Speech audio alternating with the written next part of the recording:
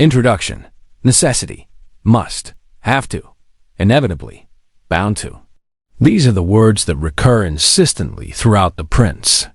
And then again, success, victory, prestige, achievement, and, on the other hand, loss, failure, defeat, death. These opposites are linked together by an almost obsessive use of because, so that, hence, therefore, as a result, as a consequence. From start to finish, we have a vision of man maneuvering precariously in a suffocating net of cause and effect. What is at stake is survival. Anything extra is luxury. The Prince was written by a 44-year-old diplomat facing ruin. After 14 years of influence and prestige, a change of regime had led to his dismissal. Suspected of conspiring against the new government, he was imprisoned and tortured. The rapid reversal of fortunes could not have been more devastating. Found innocent and released, he left town to live with his wife and family on a small farm.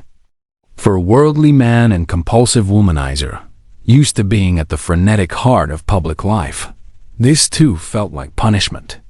Idle and bitter, he tramped the hills by day and, in the long, empty evenings, began to write down some considerations on how to win power and, above all, how to hold on to it, how not to be a victim of circumstance. The result was a slim volume. That would be a scandal for centuries. Niccolò Machiavelli was born in Florence in 1469. The same year, Lorenzo de' Medici, Il Magnifico, came to power. First male child after 2 daughters, Niccolò would grow up very close to his father, Bernardo, an ex-lawyer, mostly unemployed, with good contacts but no significant wealth or influence. If the son was to rise in the world, and he was determined to do so, he would have to count on his own wits and charm. Niccolò's younger brother, Toto, chose not to compete and went into the priesthood. The boy's mother, it should be said, was an extremely devout woman, a writer of religious poems and hymns. Their father, on the other hand, was skeptical, more at home with the sober works of Latin antiquity than the Bible. Niccolò may have taken his writing skills from his mother, but over divisions on religion, he stood with his father and the Roman historians. One says of Lorenzo il Magnifico that he came to power, but officially Florence was a republic, and since Lorenzo was only 20 years old in 1469, he was far too young to hold elected office. An explanation is required. When, in the 13th century, the Florentines had thrown out the noble families who used to run the town, they introduced a republican constitution of exemplary idealism. A government of 8 priori, led by one gonfalonier, or prime minister, would be elected every 2 months by drawing tags from a series of bags containing the names of well-to-do men from different guilds and different areas of town. This lottery would allow each major profession and each geographical area to be adequately and constantly represented. Every individual of a certain social standing could expect a brief share of power in order that no one could ever seize it. Permanently, the system was unworkable. Every 2 months, a new government might take a different position on key issues. The potential for instability more or less obliged whichever family was in the ascendant to step in and impose continuity. From 1434 on the Medici, first Cosimo, then Piero, then Lorenzo, had been manipulating the electoral process to make sure that most of the names in the bags were friendly to themselves and that all of those actually selected for government would toe the Medici line. Hence, although the Florentines still liked to boast that they were free citizens who bowed the knee to no man, by the mid-15th century, they were in fact living in something very close to a dictatorship. When the rival Pazzi family tried to assassinate Lorenzo in the Duomo in April 1478, it was because they saw no legitimate way of putting him in his place as an ordinary citizen. Machiavelli thus grew up in a society where the distance between how things were actually run and how they were described as being run could not have been greater. He was close to his 9th birthday when the captured Pazzi conspirators, one an archbishop, were hung upside down from the high windows of the city's main government building and left there for weeks to rot. He would have understood very young the price of getting it wrong in politics. The young Machiavelli might also have had reason to doubt that there was any meaningful difference between matters of religion and matters of state. The Pope had backed the Pazzi conspiracy. Priests had been involved in the assassination attempt, and Lorenzo was excommunicated after it failed. The religious edict was a political tool. A war between Florence and Rome ensued, and the hostility only ended in 1480 when Turkish raids on the southern Italian coast prompted a rare moment of unity in the peninsula. Years later, Lorenzo would so ingratiate himself with a new pope as to get his son Giovanni made a cardinal at age 13. From excommunication to pope's favorite was quite a change of fortune, and once again, it was more a matter of politics than of faith. Nothing, it appeared, was beyond the reach of wealth and astute negotiation. At this point, Machiavelli was 21. We know very little of his early adult life, but one thing he definitely did at least once was to listen to the fiery preacher Girolamo Savonarola, head of the influential monastery of San Marco. Savonarola's was a different kind of Christianity, rather than the corrupt, pleasure-conscious world of the papacy, whose decadence had offered no resistance to the rise of humanism. This austere monk represented an early manifestation of what we have come to call fundamentalism, a return to the biblical text as the sole authority on earth, and a vision of the church as embattled and defensive in a world increasingly interested in values that had little to do with the gospel story. With great conviction, Savonarola preached the virtues of poverty, advocated the burning of any book or work of art that was impure, and prophesied doom for the sinful Florentines in the form of a foreign invasion. In 1494, his prophecy came true. To get any grasp of Machiavelli's diplomatic career and the range of reference he draws on in The Prince, one must have some sense of the complicated political geography of Italy in the 15th and early 16th centuries, and of the profound change that occurred in the 1490s, a change that would determine Italy's fate for the next 350 years. For most of the 15th century, there had been 5 major players in the peninsula: the Kingdom of Naples, the Papal States, Florence, Venice, and Milan. Extending from just south of Rome to the southernmost tip of Calabria, the Kingdom of Naples was by far the largest. Wedged in the center, with only precarious access to the sea, Florence was the smallest and weakest. All 5 powers were in fierce competition for whatever territory they could take. Having lost much of their overseas empire to the Turks, the Venetians were eager to expand inside the northern Italian plain, Ferrara, Verona, Brescia, and down the Adriatic coast, Fulk Rimini. Conscious of the size and power of a now unified France to the north, Milan hoped for gains to the south and west, Genoa, as a counterweight. Florence simply tried to get bigger in any way that was convenient. Over the previous century, the Florentines had captured Arezzo, Pisa, and Cortona, and wasted huge energies in a series of failed attempts to conquer Lucca. Rome's aim under any pope was always to expand north and east into Romagna and Emilia, with a view to swallowing up Perugia, Bologna, Rimini, and Fork, a project that would bring it into conflict with both Venice and Florence. In the far south, Naples was governed by a branch of the House of Aragon, but the crown was contested by the Angevin kings of France and by the Spanish royal family, also Aragons, which already ruled Sicily. So the scenario was complicated, scattered.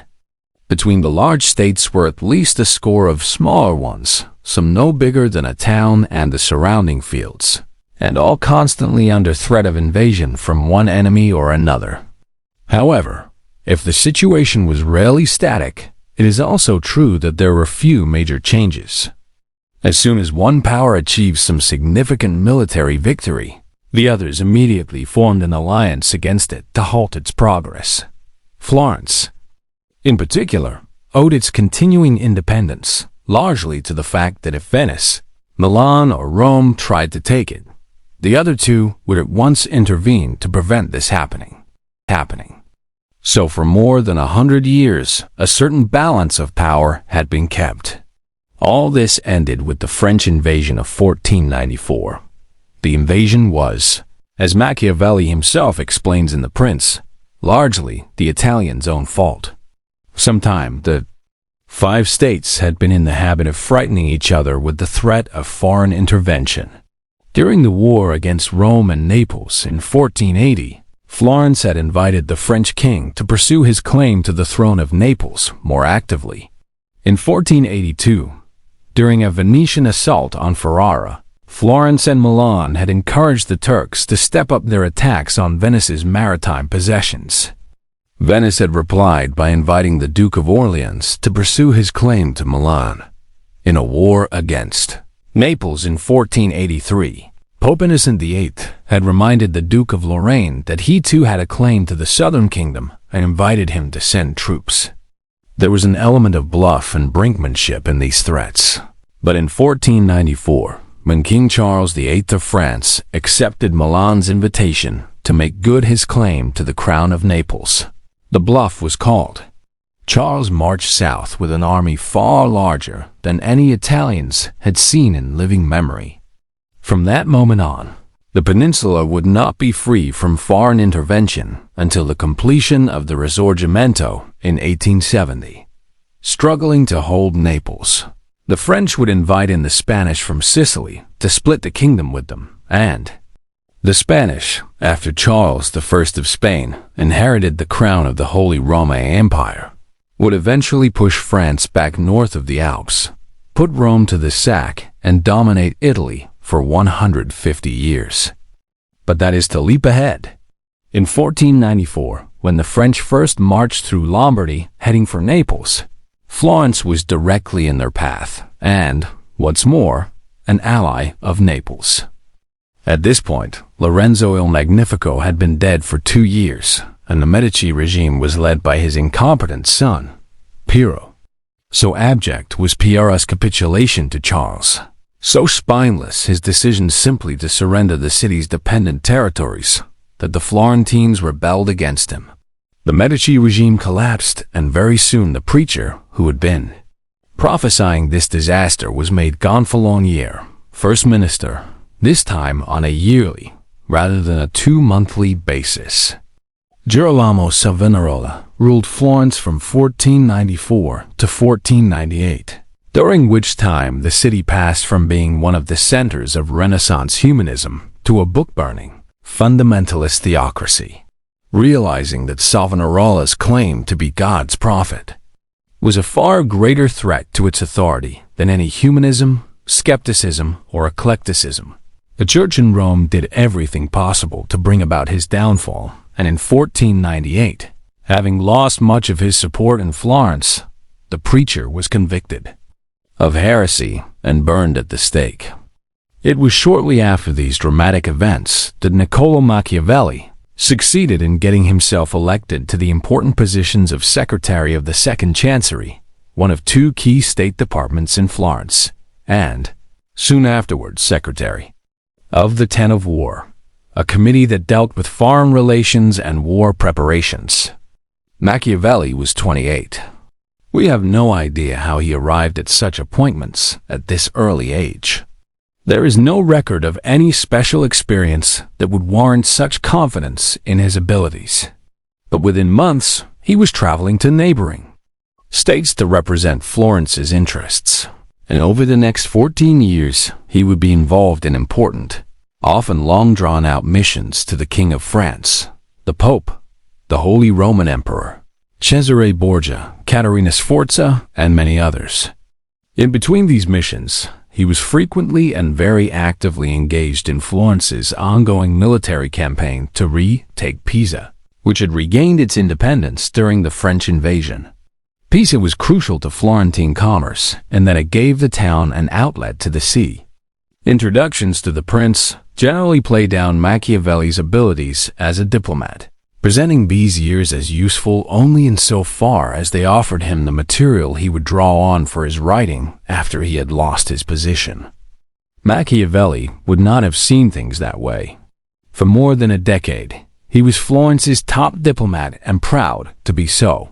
And if the missions he undertook did not produce spectacular results, this was largely because he was representing the weakest of the main states in Italy in a period of particular confusion and vulnerability that would eventually see 4 foreign powers militarily involved in the peninsula: France, Spain, the Holy Roman Empire, and Switzerland. Savonarola had taken Florence towards an alliance with France. The priest's successors followed the same policy, but without any clear vision of how the city might achieve stability and security in the long term. To make matters worse, having decided in 1502 that their gonfalonier, or first minister, should be elected for life, the Florentines gave the job to Piero Soderini, an honorable man but chronically incapable of making any kind of bold decision. Machiavelli's diplomatic career was thus mostly taken up in attempts to persuade surrounding and threatening states to leave Florence alone and not to expect financial or military help from her for their wars elsewhere. That is, as far as there was a discernible, long-term policy, it was one of prevarication. Far from home, Machiavelli would frequently receive contradictory orders after he had already started negotiating. Arriving in foreign towns, he would find that his expense allowance wasn't sufficient to pay couriers to take his messages back to Florence. Sometimes he could barely afford to feed and clothe himself. Such was the contempt of the more powerful monarchs that he was often obliged to wait days or even weeks before being granted an audience. It is in the light of these frustrations that we have to understand Machiavelli's growing obsession, very much in evidence in The Prince, with the formation of a citizen army. Florence was weak partly because of its size, but mostly because it had no military forces of its own. It relied on mercenary armies, which were notorious for evaporating when things got tough. Before the gates of Pisa, for example, a power base built on an efficient and patriotic civilian army would give a diplomat like Machiavelli a little more clout and respect when he negotiated. Or so he hoped. In June of 1502, 4 years into the job, Machiavelli met Cesare Borgia, son of Pope Alexander VI. With his father's support, Borgia was carving out a new state for himself on the northern borders of the Papal States and had just captured the city of Urbino to the east of Florence. Sent on a mission to dissuade Borgia from advancing into Florentine territory, Machiavelli was deeply impressed by the man.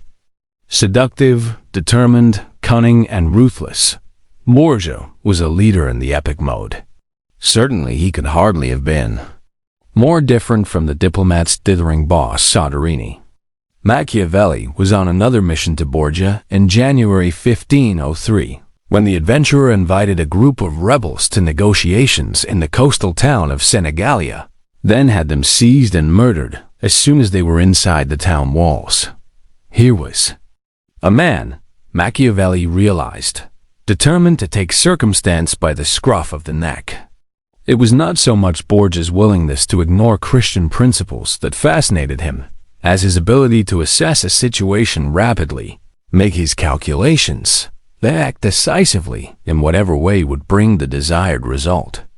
This modern, positivist attitude, where thought and analysis serve in so far as they produce decisive action, rather than abstract concepts, lies at the heart of The Prince. Meanwhile, Florence continued to drift. Machiavelli was once again on the scene in 1503, this time in Rome, when Borgia's empire collapsed after both he and his father fell seriously ill. Legend has it that Alexander had accidentally poisoned them both. The Pope died and the son lost his power base. 3 years later, Machiavelli was traveling with the later Pope, Julius, at the head of the papal army, when Julius demanded admission to the town of Perugia, walked in with only a small bodyguard, and told the local tyrant, Giampaolo Baglioni, to get out or face certain defeat. Sure that Baglioni would simply kill Julius, Machiavelli was amazed when the man caved in and fled. Such were the Pope's coercive powers as he then marched north to lay siege to Bologna that Florence was once again forced to enter an alliance and a war in which it had no desire to be involved. As Secretary of the Ten of War, Machiavelli enjoyed just one moment of personal glory. In 1509, when the citizen army that he had finally been allowed to form overcame Pisan resistance and took the town after a long siege. Given the many failed attempts to capture Pisa using mercenary armies, this victory was a powerful vindication of Machiavelli's conviction that citizen armies were superior. It was also the only occasion in his 14 years of service when Soderini took the initiative with success. But in every other respect, things went from bad to worse. Florence was living on borrowed time, its freedom dependent on the whims of others. 3 years after the capture of Pisa, when Pope Julius, now in alliance with the Spanish, defeated the French at Ravenna, he immediately sent an army to Florence to impose a return of the Medici and transform the city into a puppet state dependent on Rome. After brief resistance, the Florentine army was crushed at Prato, a few miles to the north of the city. Soderini escaped, and the Medici returned. Machiavelli was unemployed and unemployable. The scandalous nature of the prince was largely determined by its structure, rather than any conscious desire to shock. Originally entitled On Principalities, the book opens with an attempt to categorize different kinds of states and governments at different moments of their development, then moving back and forth between ancient and modern history to establish some universal principles relative to the business of taking and holding power in each kind of state. Given Machiavelli's experience, wide reading, and determined intellectual honesty, the project obliged him to explain that there were many occasions when winning and holding political power was possible only if a leader was ready to act outside the moral codes that applied to ordinary individuals. Public opinion was such, he explained, that, once victory was achieved, nobody was going to put the winner on trial. Political leaders were above the law.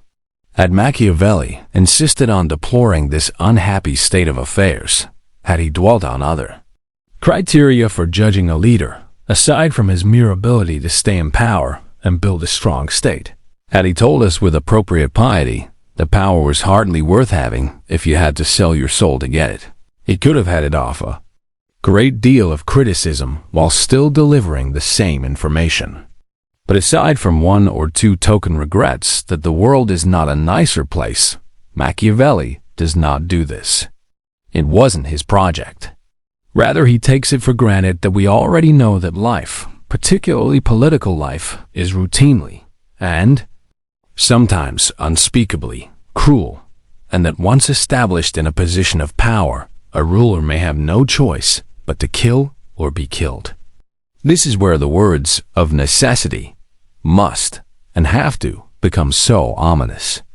For the prince is most convincing and most scandalous not in its famous general statements that the end justifies the means, that men must be pampered or crushed, that the only sure way of keeping a conquered territory is to devastate it utterly, and so on, but in the many historical examples of barbarous behavior that Machiavelli puts before us, without any hand-wringing, as things that were bound to happen.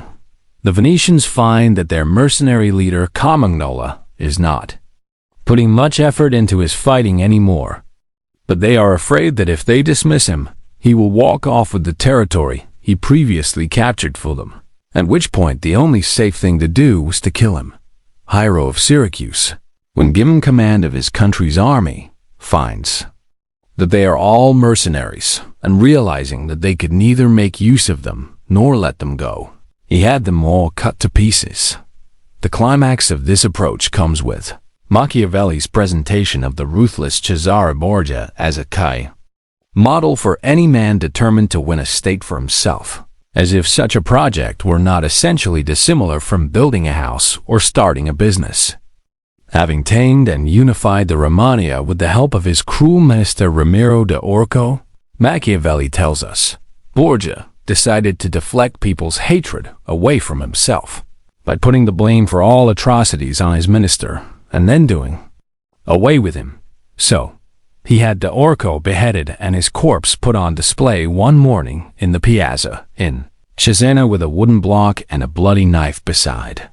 The ferocity of the spectacle left people both gratified and shocked. It's hard not to feel, as we read the chapters on Borgia, that this is the point where Machiavelli's book ceases to be the learned, but fairly tame, on principalities, and is transformed into the extraordinary and disturbing work that would eventually be called The Prince.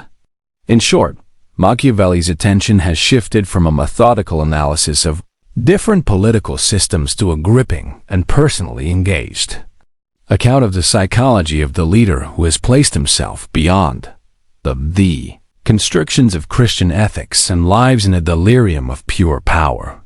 For a diplomat like Machiavelli, who would spend his life among the powerful but never really held the knife by the handle, a state employee so scrupulously honest that when investigated for embezzlement, he ended up being reimbursed monies that were due to him, it was all too easy to fall into a state of envy and almost longing when contemplating the awesome Borgia, who had no qualms about taking anything that came his way and never dreamed of being honest to anyone. At a deep level, then, the scandal of the prince is intimately tied up with the scandal of all writers of fiction and history, who, in the quiet of their studies, take vicarious enjoyment in the ruthlessness of the characters they describe. But, with this difference, Machiavelli systematizes such behavior and appears to recommend it, if only to those few who are committed to winning and holding political power.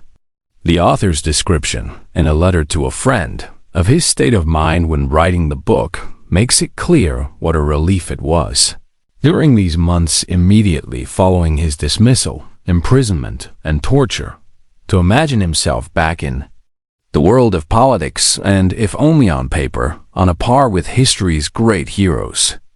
Come evening, I walk home and go into my study. In the passage, I take off my ordinary clothes, caked with mud and slime, and put on my formal palace gowns. Then, when I'm properly dressed, I take my place in the courts of the past, where the ancients welcome me kindly, and I eat my fill of the only food that is really mine and that I was born for. I'm quite at ease talking to them and asking them why they did the things they did, and they are generous with their answers. So for 4 hours at a time, I feel no pain. I forget all my worries. I'm not afraid of poverty, and death doesn't frighten me. I put myself entirely in their minds. Insofar as The Prince remains a persuasive account of how political power is won and lost, it is so because it eventually focuses on the mind, or, to be more precise, on the interaction of individual and collective psychologies, the latter fairly predictable, the former infinitely varied, the two together dangerously volatile. The book is not a careful elaboration of a rigid, predetermined vision. More and more, as Machiavelli rapidly assesses different kinds of states and forms of government, different contexts, different men and their successes and failures, he runs up against two factors that defy codification: the role of luck and the mystery of personality. By the end of the book, he is beyond the stage of offering heroes and success stories as models, aware that if there is one circumstance that a man cannot easily change, it is his own character, even had he wanted to. So Derini could not have modeled himself on Borgia, nor vice versa. In particular, Machiavelli is fascinated by the way certain personality traits can mesh positively or negatively with certain sets of historical circumstances. A man can be successful in one situation, then fail miserably in another. A policy that works well in one moment is a disaster the next. Rather than one ideal ruler, Then, different men are required for different situations. The only key to permanent political success would be always to adapt one's deepest instincts to new events. But, as Machiavelli ruefully observes, that would effectively mean the end of luck and the end of history. Machiavelli's own mind was deeply divided during the writing of The Prince, and it is the resulting tension that accounts for much of the book's fascination and ambiguity. On the one hand, as a form of private therapy, he was disinterestedly pursuing the truth about power and politics. To establish how states really were won and lost would give him an illusion of control and bolster his self-esteem. At the same time, and perhaps less consciously, he was vicariously enjoying, in the stories of Borgia and others, the sort of dramatic political achievements that had always been denied to him. In this regard, it's interesting to see how rapidly he glosses over Borgia's abject fall from power, his arrest, imprisonment, and death, almost as if the author were in denial about his hero's ultimate fallibility. Therapeutic as this might have been, however, at another level, The Prince was clearly written for publication and meant as a public performance. Machiavelli loves to show off his intelligence, his range of reference, his clever reasoning. Even here, though, his intentions were divided and perhaps contradictory. At his most passionate and focused, he was involved in a debate with all the great historians and philosophers of the past and determined to show his contemporaries that his own mind was as sharp as the best. But in a more practical mood, Machiavelli was planning to use the book as a passport to get himself back into a job. So evident and compelling, he hoped, would his analytical skills appear, that the ruler to whom he formally gave and dedicated the book would necessarily want to employ him.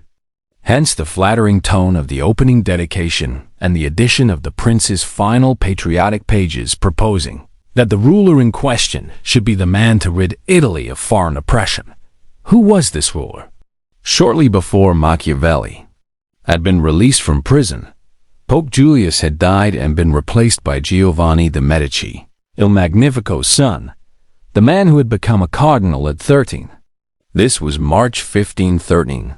When he started work on The Prince some months later, Machiavelli had intended to dedicate the book to Giovanni's brother, Giuliano, who had been put in charge of Florence after the Medici return.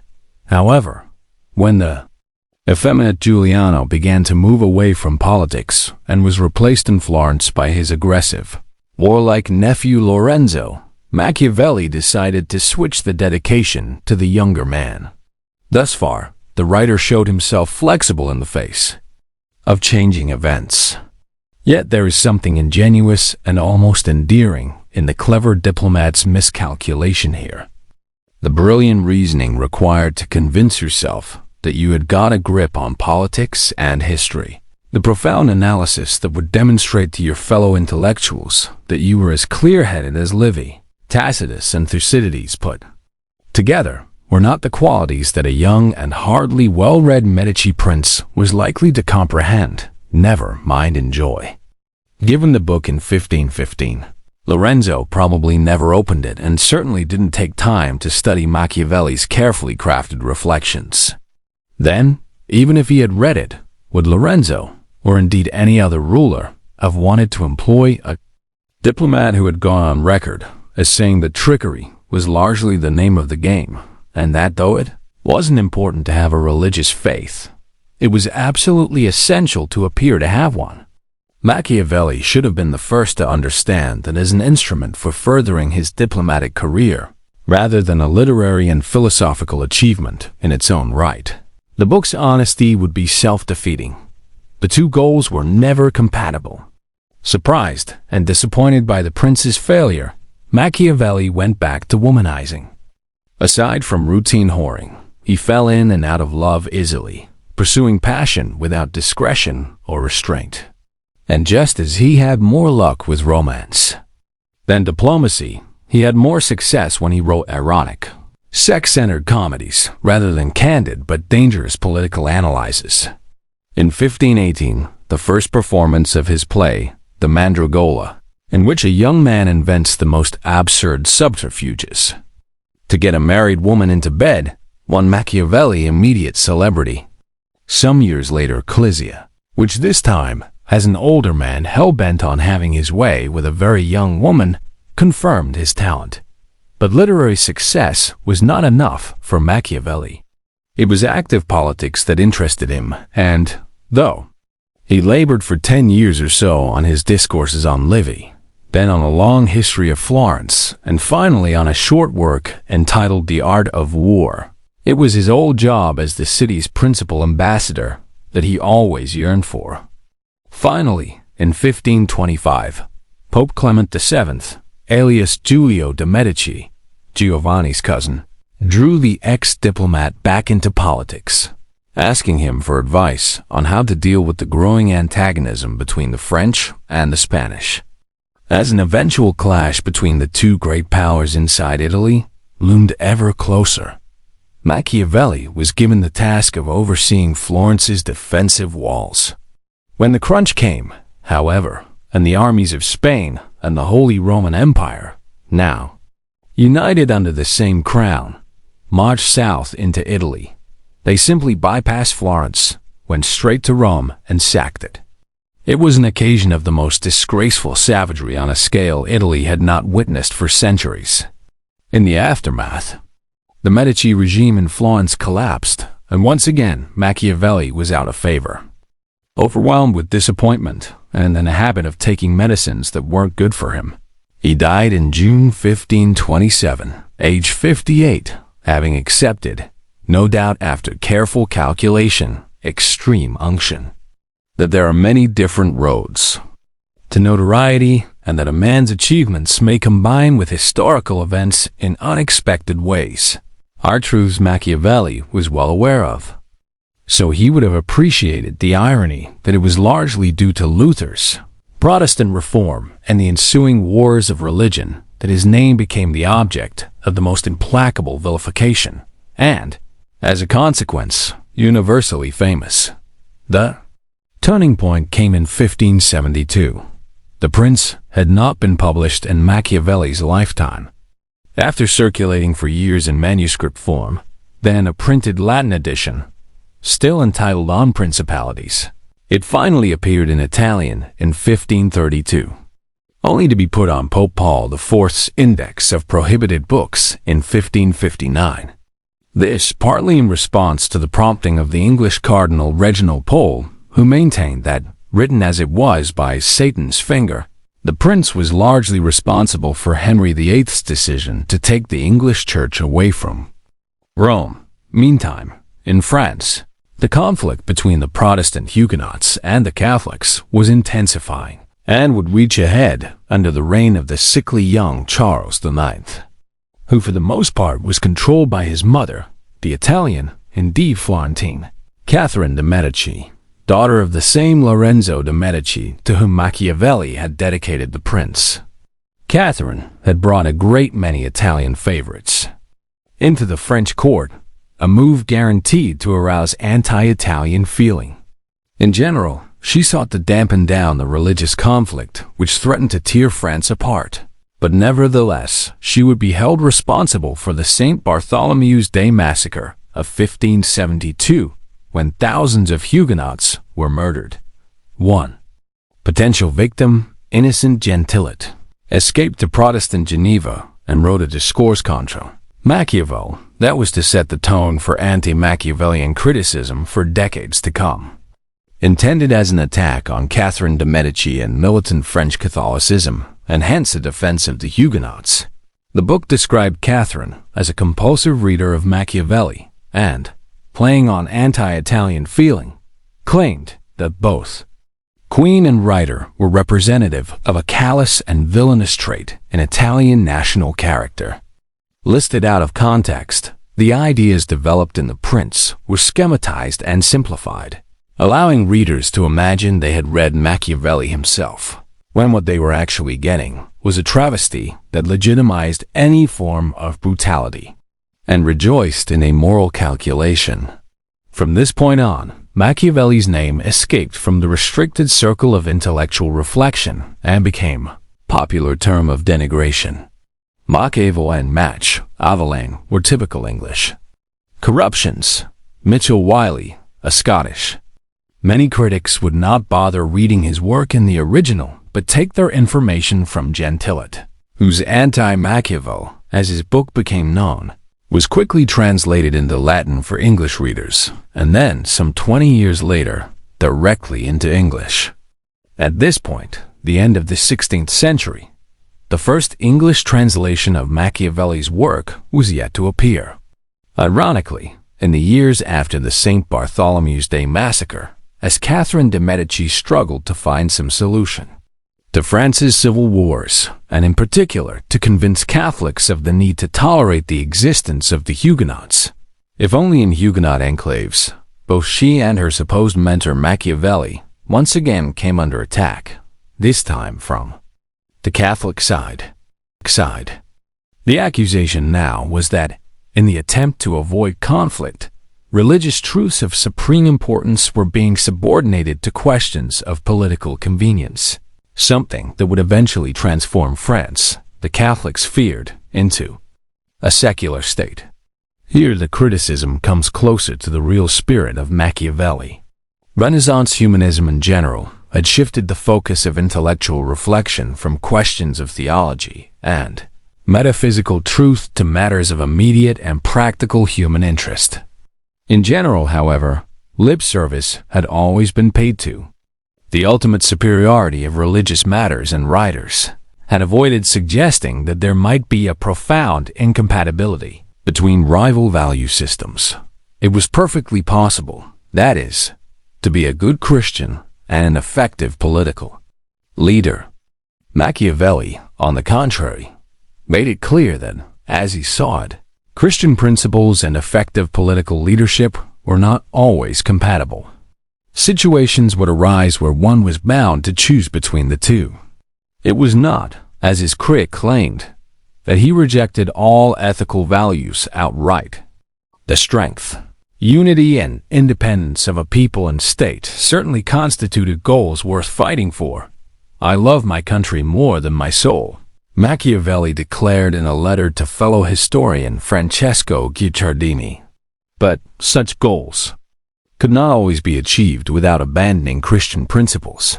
Two value systems were at loggerheads. To make matters worse, Machiavelli did not appear to be concerned about this. He took it as an evident truth. Christian principles were admirable, but not applicable for politicians in certain circumstances. The idea that all human behavior could be assessed in relation to one set of values was naive and utopian. It was, insofar as Machiavelli allowed these dangerous implications to surface in his writing, that he both unmasked and himself became identified with what we might call the unacceptable face of Renaissance humanism. How much the presentation of the Machiavellian villain in Elizabethan and Jacobean drama, from Kidd and Marlowe, through to Middleton, Shakespeare, and ultimately Ben Jonson, owed to Gentilet's Anti-Machiavel, and how much to a direct knowledge of Machiavelli's writings is still a matter of academic dispute. In the 1580s, an Italian version of The Prince was printed in England, avoiding a publication ban by claiming falsely on the frontispiece that it was printed in Italy. Many educated English people at the time had a good knowledge of Italian. Sir Francis Bacon had certainly read The Prince before its first legal publication in English in 1640, defending the Florentine in the Advancement of Learning, 1605, with the remark, "We are much beholden to Machiavel and others, that write what men do and not what they ought to do.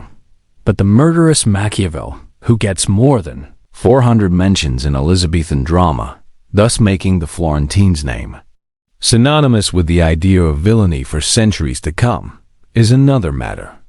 The Roman author Seneca had long ago established a tradition in tragic drama that featured an evil.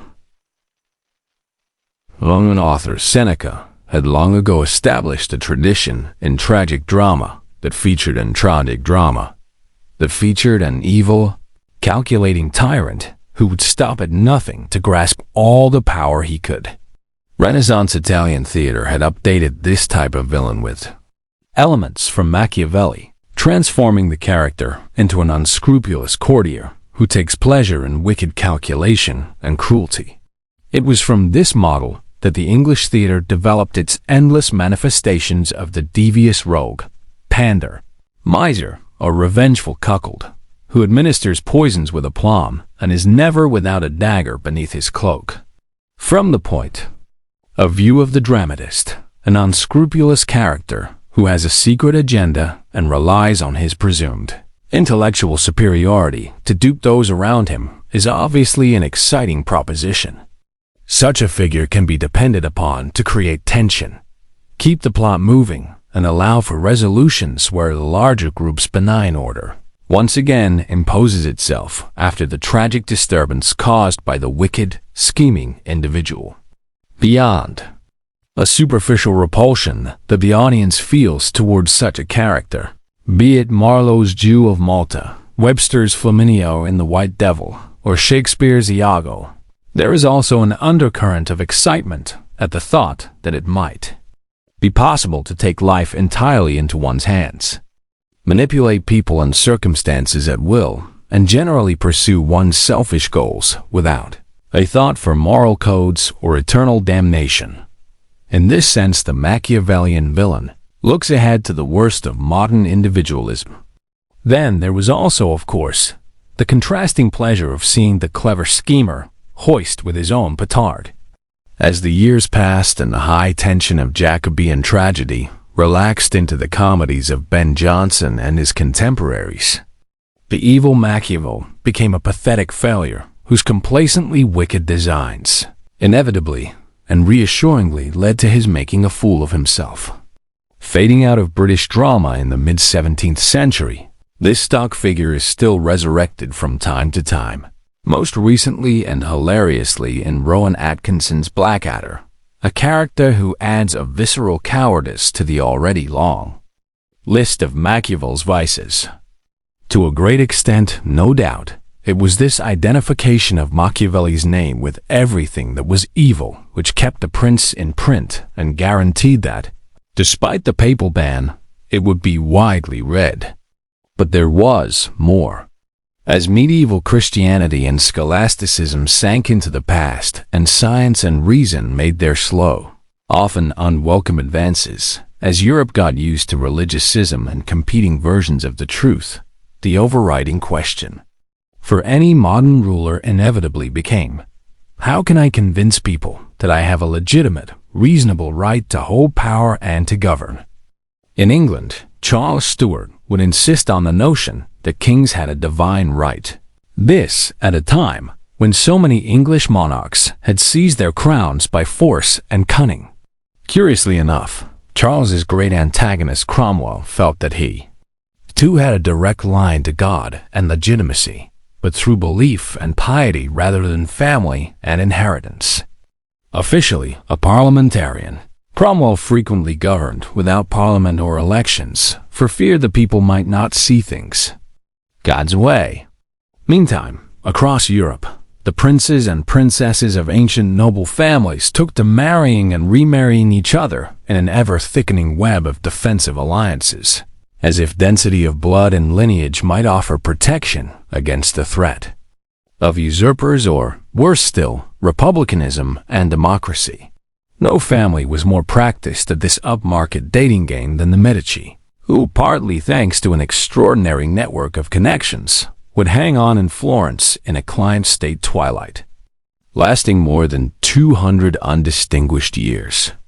Meantime, from Paris to Madrid to Naples, the court clothes became finer, the statues and monuments more pompous, and the whole royal charade more colorful and more solemn, as though people might somehow be dazzled into believing that a king or a duke really did have a right to rule. Many prestigious works of art were commissioned with precisely this idea in mind. But most of all, Europe's rulers worked hard to put a halo round their crowned heads, to appear religious and at all cost to uphold the faith. sensing that this too would bolster their position and draw attention away from the mystery of their privileges. Later still, particularly after the French Revolution had destroyed any illusions about the rights of monarchs, the rather desperate card of respectability was played.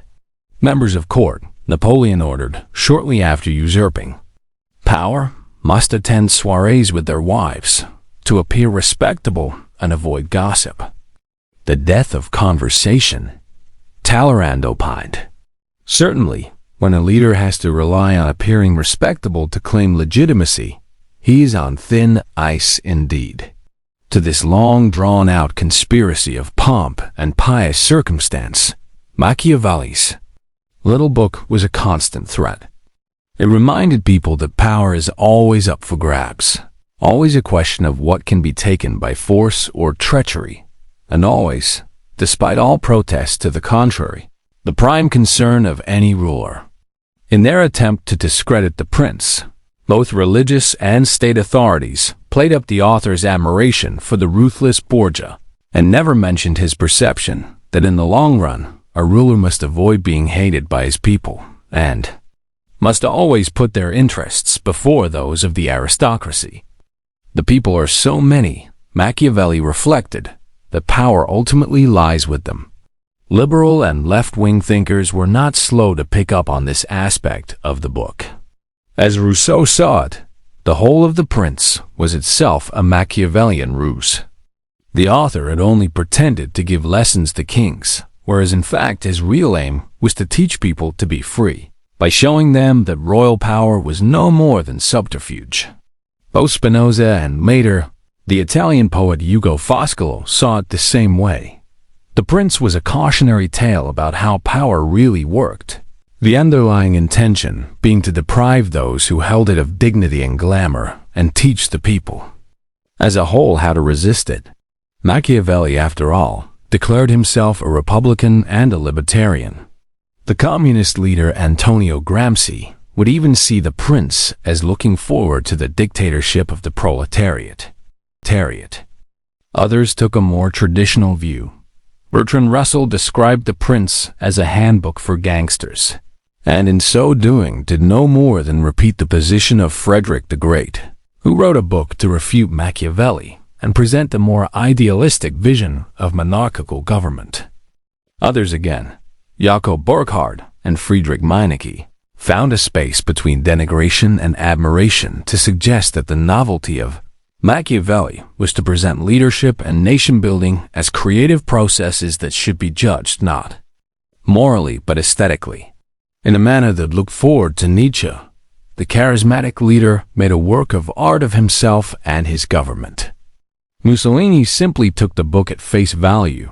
It was a useful vade-mecum for statesmen, he enthused. But whatever our interpretation of his intentions, one reaction that Machiavelli never seems to provoke is indifference. Reading The Prince, it is impossible not to engage with the disturbing notion that politics cannot be governed by the ethical codes that most of us seek to observe in our ordinary lives.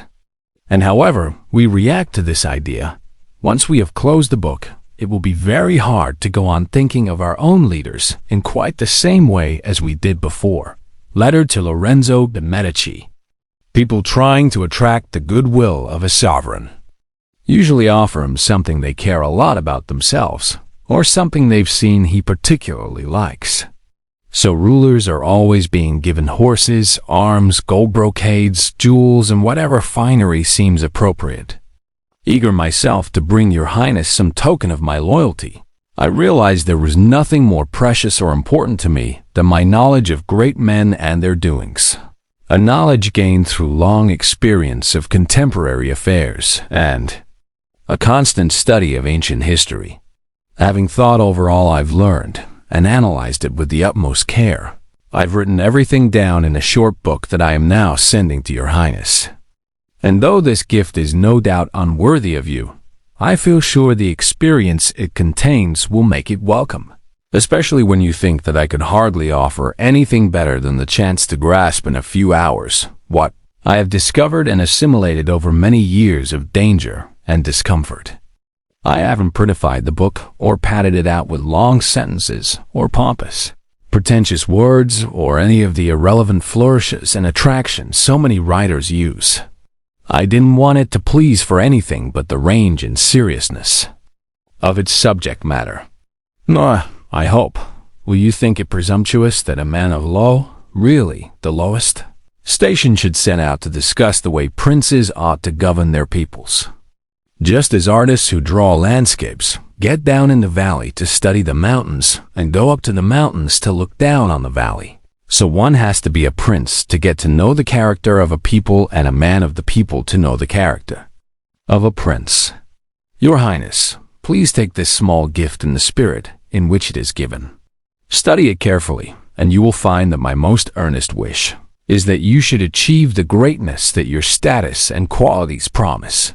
Then, if, from the high peak of your position, you ever look down on those far below, you will see how very ungenerously and unfairly life continues to treat me. Chapter 1. Different kinds of states and how to conquer them. All states and governments that ever ruled over men have been either republics or monarchies. Monarchies may be hereditary if the ruler's family is governed for generations, or new. New monarchies can either be entirely new, as when Francesco Sforza captured Milan, or they could be territories a ruler has added to his existing hereditary state by conquest, as when the King of Spain took Naples. An additional territory won by conquest will be accustomed either to living under a monarch or to the freedom of self-government, and may be conquered by the new ruler's own army or that of a third party, by luck or deservedly. Chapter 2. Hereditary monarchies. I won't be considering republics since I've written about them at length elsewhere. Instead, I'll concentrate on monarchies, taking the situations mentioned above and discussing how each kind of state can best be governed and held. So I'll begin by noting that hereditary monarchies, where people have long been used to the ruler's family, are far easier to hold than new ones. All a monarch need do is avoid upsetting the order established predecessors, trim policies to circumstances when there is trouble, and, assuming he is of average ability, he will keep his kingdom for life.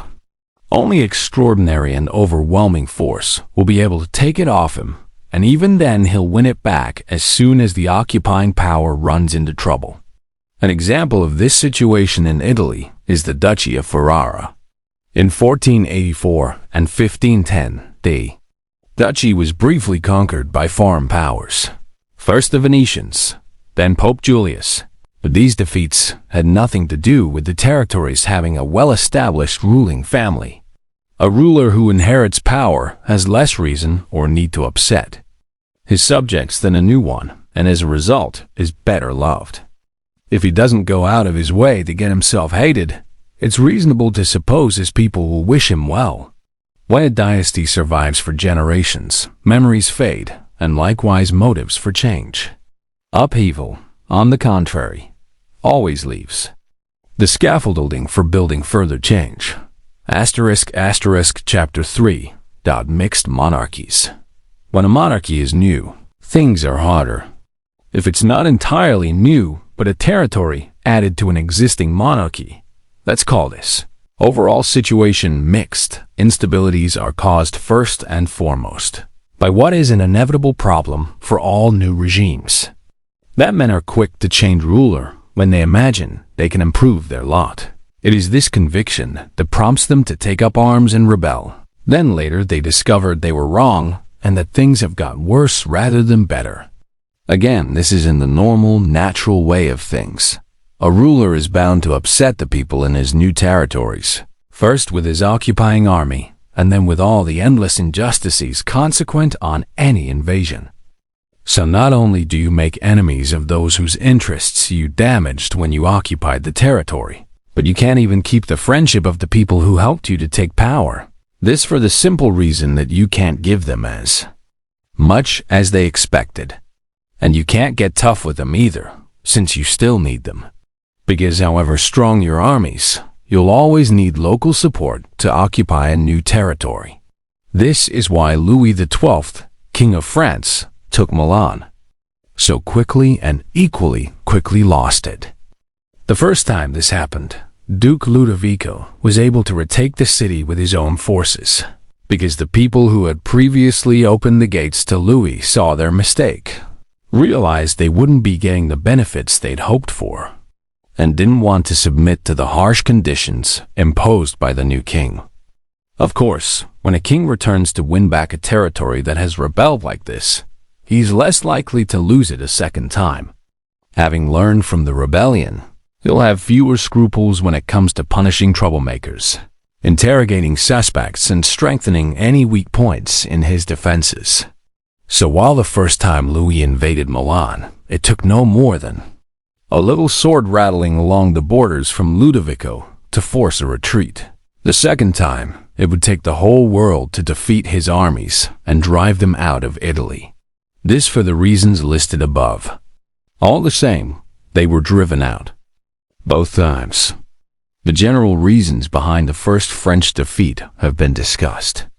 It remains to explain why Louis lost Milan the second time and to see what countermeasures he could have taken and what options a ruler has in a situation like this if he wants to hold on to his conquest.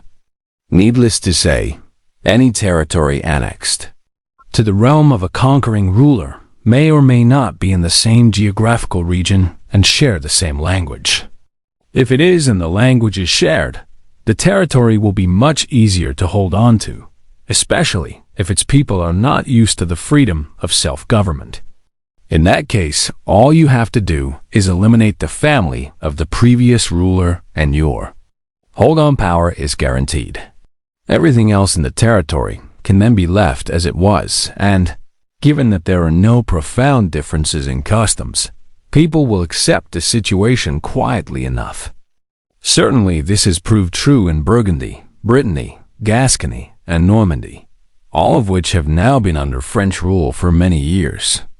Even where there is some difference in language, the customs of these territories are similar, and people can get along with each other. So a ruler who has taken territories in these circumstances must have two priorities. First, to eliminate the family of the previous rulers. Second, to leave all laws and taxes as they were. In this way, the acquired territory and the king's original possessions will soon form a single entity. But when a ruler occupies a state in an area that has a different language, different customs, and different institutions, then things get tough. To hold on to a new possession in these circumstances takes a lot of luck and hard work. Perhaps the most effective solution is for the new ruler to go and live there himself. This will improve security and make the territory more stable. The Turkish Sultan did this in Greece, and all the other measures he took to hold on to the country would have been ineffective if he hadn't. When you're actually there, you can see when things start going wrong and nip rebellion in the bud. When you're far away, you only find out about it when it's too late. Another advantage is that the new territory won't be plundered by your officials. Its subjects will be happy that they can appeal to a ruler who is living among them. So, if they're intending to be obedient, they'll have one more reason to love you. And if they're not, all the more reason to fear you. Anyone planning an attack from outside will think twice about it. So, if you go and live in the new territory you've taken, you're very unlikely to lose it. Another good solution is to establish colonies in one or two places. These work rather like chains to bind the captured state to your own. If you don't do this, you'll have to keep large numbers of infantry and cavalry in the territory. Colonies don't cost a great deal. You can send and maintain them very cheaply, and they only arouse the hostility of the people whose houses and land are expropriated to give to the colonists. Since that will only be a very small proportion of the population, and since these people will now be poor and will have fled to different places, they can hardly cause much trouble. Everyone else will be unaffected, hence prone to keep quiet, and at the same time frightened of stepping out of line for fear of having their own houses and land taken away. In conclusion, colonies are cheap, more loyal, provoke less hostility among your new subjects, and, as I've said, those few who are provoked can't fight back since they'll be dispossessed refugees. In this regard, it's worth noting that in general, you must either pamper people or destroy them. Harm them just a little and they'll hit back. Harm them seriously and they won't be able to. So if you're going to do people harm, make sure you needn't worry about their reaction. If, on the other hand, you decide to send an occupying army rather than establish colonies, the operation will be far more expensive and all the revenues from the new territory will be used up in defending it, turning what should have been of gain into a loss. And you'll provoke more hostility. An army moving about and requisitioning lodgings will do damage across the entire territory, something that has consequences for the whole population and turns them all into enemies. And these are enemies who can hit back, people beaten, but still on their own ground. So however you look at it, military garrisons are as pointless as colonies are useful. A ruler who is moved into a new region with a different language and customs must also make himself leader and protector of the weaker neighboring powers, while doing what he can to undermine the stronger. In particular, he must take care that no foreign power strong enough to compete with his own gets a chance to penetrate the area. People who are discontented, whether out of fear or frustrated ambition, will always encourage a foreign power to intervene. It was the Aetolians who invited the Romans into Greece. Every time the Romans moved into a new region, it was on the invitation of local people. And it's in the nature of things that as soon as a powerful foreign ruler moves into a region, all the weaker local powers support him, if only out of resentment towards the stronger states that previously kept them down. So the new ruler will have no trouble winning their support. They'll all run to ally themselves with the territory he has taken. He just has to watch out that they don't grab too much power and authority. Then, with his own strength and their support, he can easily undermine the more powerful neighbors and hence dominate the region. However, an invader who fails to manage relations with his new neighbors will soon lose what territory he has taken. And even while he's still holding on to it, he'll be up against all kinds of trouble and hostility. The Romans followed these principles whenever they took a new province. They sent colonists. They established friendly relations with weaker neighbors, though without allowing them to increase their power. They undermined stronger neighbors, and they prevented powerful rulers outside the region from gaining influence there. Their handling of Greece will be example enough. They established good relations with the Achaeans and the Aetolians. Macedonia's power was undermined. They drove out Antiochus. They didn't reward the good behavior of the Achaeans and the Aetolians by allowing them any new territory, and whenever Philip convinced them to establish friendly relations with him, they made sure he was weakened as a result. Antiochus, for all his strength, was never allowed any influence in the region.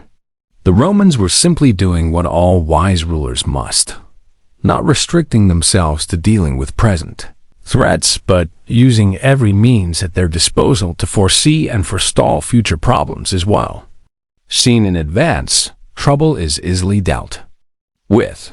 Wait until it's on top of you, and your reaction will come too late. The malaise is already irreversible. Remember what the doctors tell us about tuberculosis. In its early stages, it's easy to cure and hard to diagnose. But if you don't spot it and treat it, as time goes by, it gets easy to diagnose and hard to cure. So it is with affairs of state. See trouble in advance, but you have to be shrewd, and you can clear it up quickly. Miss it, and by the time it's big enough for everyone to see, it will be too late to do anything about it. However, since they had this capacity for seeing a threat in advance, the Romans always knew how to respond. They never put off a war when they saw trouble coming. They knew it couldn't be avoided in the long run, and that the odds would simply shift in favor of their enemies. They chose to fight Philip and Antiochus in Greece, so as not to have to fight them in Italy. They could have put off both wars, but they didn't. They never took the line our pundits are constantly giving us today. Relax, time is on your side. But rather they put their faith in their own foresight and spirit. Time hurries everything, and can just as easily make things worse as better. But let's get back to the King of France and see if he took any of the measures we've been discussing. And when I say the king, I mean Louis, not Charles, since Louis held territory in Italy for longer than Charles, and it's easier to see what his methods were. You'll notice that he did the opposite of what a ruler must do to hold on to conquests. In a region whose customs and language differ from those of his home kingdom, it was Venetian ambitions that brought Louis into Italy. The Venetians planned to take half of Lombardy while he seized the other half. I'm not going to criticize Louis for agreeing to this. He wanted to get a first foothold in Italy. He didn't have any friends in the region, on the contrary. Thanks to King Charles's behavior before him, all doors were barred. So, he was forced to accept what allies he found. And the arrangement would have worked if he hadn't made mistakes in other departments. Taking Lombardy, the king recovered in one blow the reputation that Charles had lost. Genoa surrendered. The Florentines offered an alliance. The Marquis of Mantua, the Duke of Ferrara, Bentivogli of Bologna, Caterina Sforza of Forli, the lords of Faenza, Pesaro, Rimini, Camerino, and Piombino, as well as the republics of Lucca, Pisa, and Siena, all queued up to make friends. At which point the Venetians were in a position to see how rash they had been when they proposed the initial deal. For 2 towns in Lombardy, they had made Louis king over a third of Italy. Think how easily Louis could have held on to his position. In Italy, if he had observed the rules outlined above and guaranteed security and protection to all those friends. There were so many of them, and they were so weak and frightened, either of Venice or Rome, that they were simply forced to side with Louis. Then with their help he could easily have defended himself against the states that were still powerful. But no sooner had he arrived in Milan than Louis did the opposite. He helped Pope Alexander to invade Romania. He didn't see that this decision weakened his own position, losing him friends and the support of those who had run to him for help, while reinforcing the Pope, adding temporal dominion to the spiritual power that already gives a pope so much authority. Having made that first mistake, he was dragged in deeper, since, to curb Alexander's ambitions and prevent him from taking control of Tuscany, he was forced to advance further into Italy himself. Not content with having lost his friends and increased the power of the church, he was eager now to get hold of the kingdom of Naples, and so made an agreement to split it with the King of Spain. Until then, Louis had been the dominant power in Italy, but this move introduced another equally great power into the peninsula, with the result that anyone in the region who had ambitions or was disgruntled with Louis now had someone else to turn to. Louis could have kept Naples under a client king, but instead he kicked the man out and brought in a king who was powerful enough to kick him out. The desire to conquer more territory really is a very natural, ordinary thing, and whenever men have the resources to do so, they'll always be praised, or at least not blamed. But when they don't have the resources, yet carry on regardless, then they're at fault and deserve what blame they get. If Louis was in a position to capture the Kingdom of Naples with his own forces, then he should have gone ahead and done it. If he wasn't, he certainly shouldn't have split the territory with another king. Sharing Lombardy with the Venetians was forgivable in that it gave him a foothold in Italy. But there was nothing necessary about sharing Naples with Spain, and hence it was a mistake. So Louis made 5 mistakes. He eliminated the weaker states. He enhanced the power of one of Italy's stronger states. He brought in an extremely powerful foreign king. He didn't go to live in the territory he'd acquired, and he didn't establish colonies there. All the same, these mistakes might not have done serious damage during his lifetime had he not now made a 6th by stripping Venice of its power. Of course, if he hadn't increased the Pope's power and brought Spain into Italy, it would have been quite reasonable and even necessary to cut the Venetians down to size. But having taken those earlier decisions, he should never have reduced Venice to such a state of weakness. As long as Venice was militarily strong, no one else was going to try to take Lombardy from the French. The Venetians wouldn't have allowed another state to attack the region unless they were going to get territory themselves, and the other states would never have wanted to take Lombardy from France if it meant giving it to Venice. Plus, they would never have had the courage to confront France and Venice together. Someone might object, but Louis gave Romagna to Pope Alexander and Naples to Spain to avoid war. In which case, let me repeat what I said earlier. You must never fail to respond to trouble just to avoid war, because in the end you won't avoid it. You'll just be putting it off to your enemy's advantage. Someone else might insist that Louis had promised the Pope he would attack Venice on his behalf in return for the Pope's granting the French king a divorce and making the Archbishop of Rouen a cardinal. In this case, let me refer the reader to what I'll be saying later about when rulers should, or then again shouldn't, keep their promises. So Louis lost Lombardy because he didn't take the measures others have taken when they conquered territory and were determined to hold on to it. There's nothing mysterious about this. It's all very normal and reasonable. In fact, I discussed the matter in Nantes with the Cardinal of Rouen when Duke Valentino, that was what people used to call Cesare Borgia, Pope Alexander's son, was invading Romagna. And when the Cardinal told me that the Italians knew nothing about war, I told him that the French knew nothing about politics, because if they did, they wouldn't be letting the Pope grow so powerful. And as it turned out, it was Rome and Spain, the two states whose power in Italy France had built up, that proved France's downfall. From which we can infer a general rule that always holds, or almost always, that to help another ruler to grow powerful is to prepare your own ruin, because it takes flair or military strength to build up a new power, and both will seem threatening to the person who has benefited from them. Chapter 4. Conquered by Alexander the Great, the kingdom of Darius did not rebel against his successors. After his death, why not? Now that we've seen how difficult it is to hold on to recently acquired territory, some readers will be surprised to recall what happened when Alexander the Great conquered Asia in just a few years, then died very soon after his victory was complete.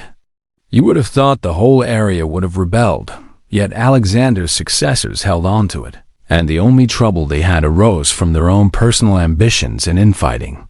To explain this situation, let's start by remembering that all monarchies on record have been governed in one of two ways, either by a king and the servants he appoints as ministers to run his kingdom, or by a king and a number of barons who are not appointed by the king but hold their positions thanks to hereditary privilege.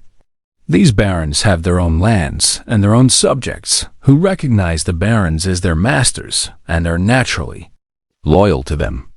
Where a state is governed by a king and his ministers, the king is more powerful since he is the only person in the state whom people recognize as superior. When they obey someone else, it is only because he is a minister or official, and they have no special loyalty to him. Examples of these two forms of government in our own times are Turkey and France. The whole of Turkey is governed by one ruler or sultan. Everyone serves him. He divides his realm into provinces or sanjaks and sends administrators to run them, appointing and dismissing them as he sees fit. The King of France, on the other hand, is surrounded by any number of barons whose rights date back to ancient times and who are acknowledged and loved by their subjects. Each baron has specific privileges which a king can only take away at his peril. Looking at these two kinds of states, it's clear that Turkey is hard to conquer, but once conquered, very easy to hold. France, on the other hand, will be somewhat easier to conquer, but very hard to hold. The reason why it's hard to conquer a country like Turkey is that there are no barons to invite you in, and you can't expect anyone to make your invasion easier by rebelling against the king. This follows naturally from the situation as described above. Since all subjects are the king's servants and indebted to him, it's hard to corrupt them. And even assuming you do manage to bribe someone, he's not likely to be much help because he can't bring any local people along with him.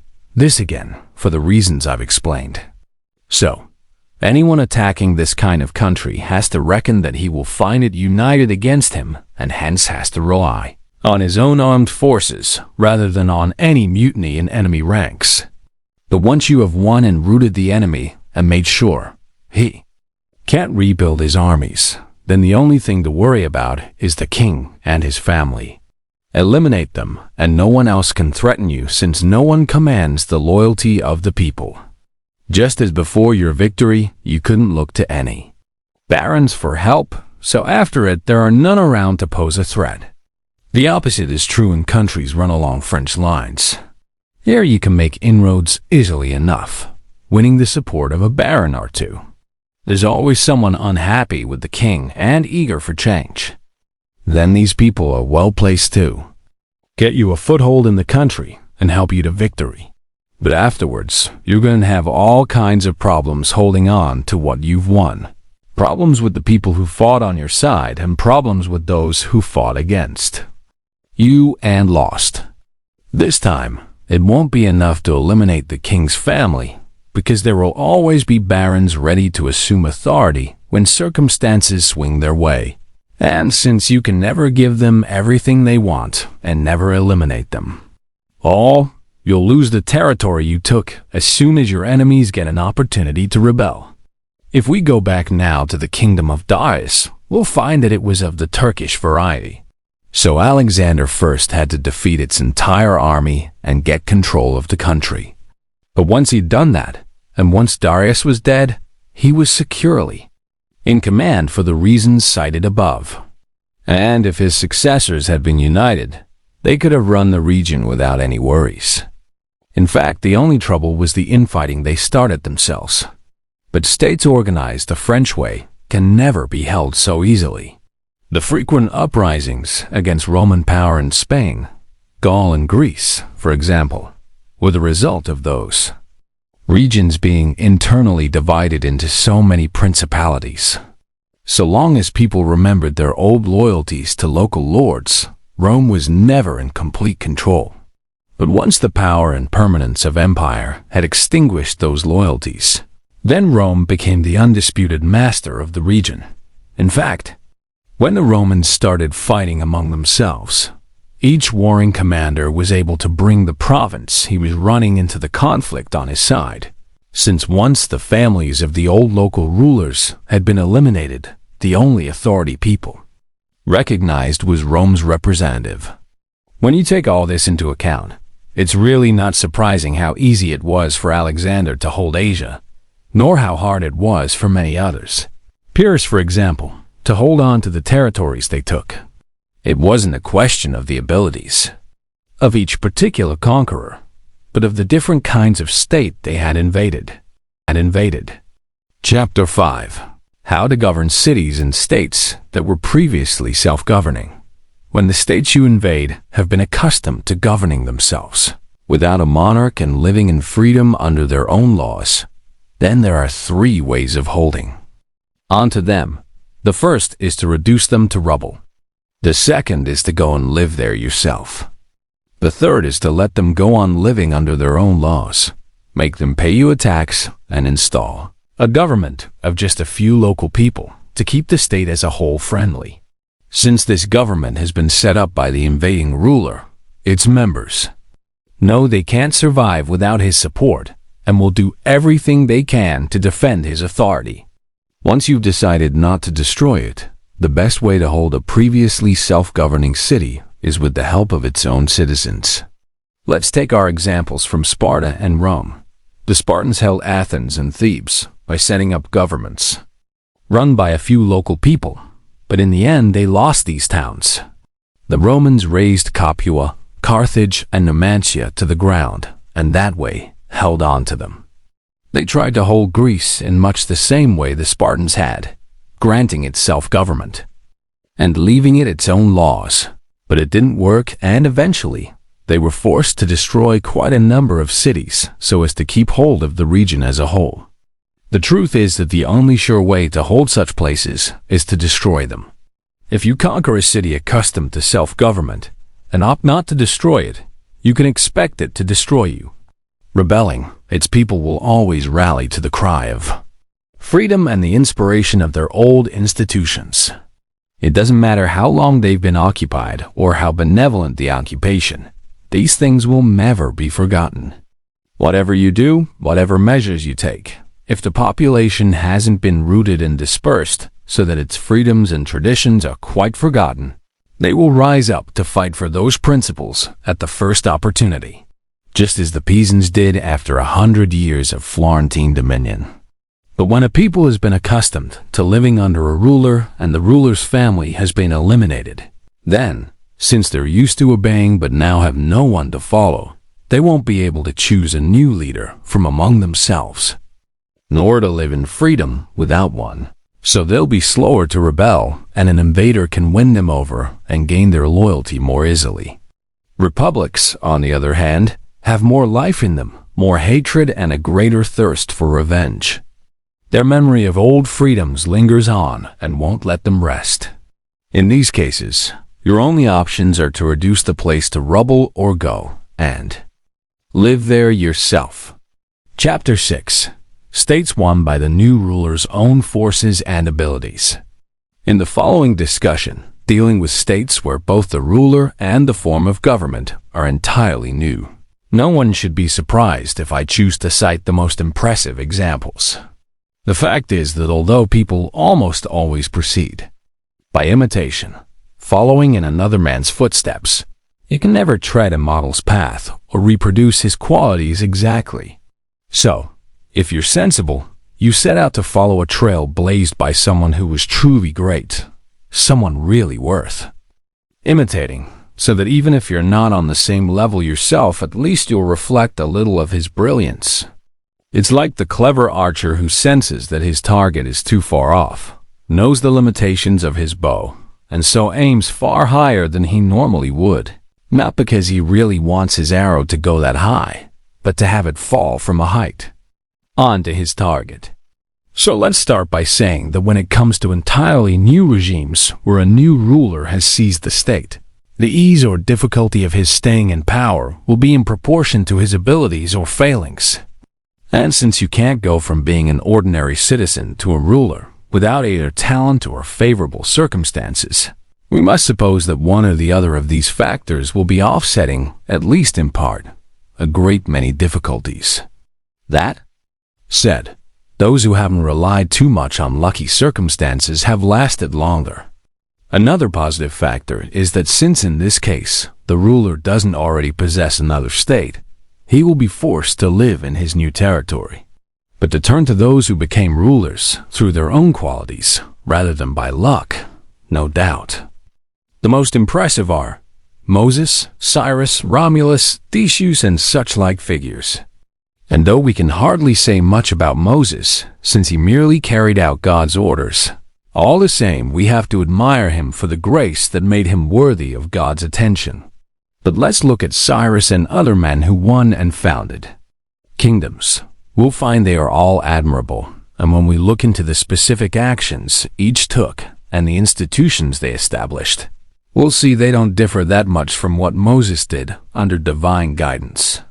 Analyzing their lives and achievements, we noticed that the only part luck played was in giving them an initial opportunity. They were granted the raw material and had the chance to mold it into whatever shape they wanted.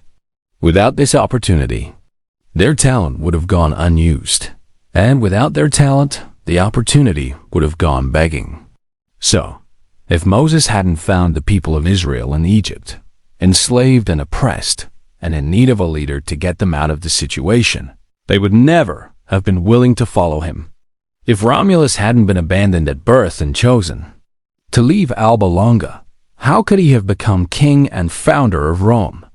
If Cyrus hadn't found the Persians ready to rebel against the occupation of the Medes, And the Medes undisciplined and effeminate after a long period of peace, he couldn't have achieved what he did.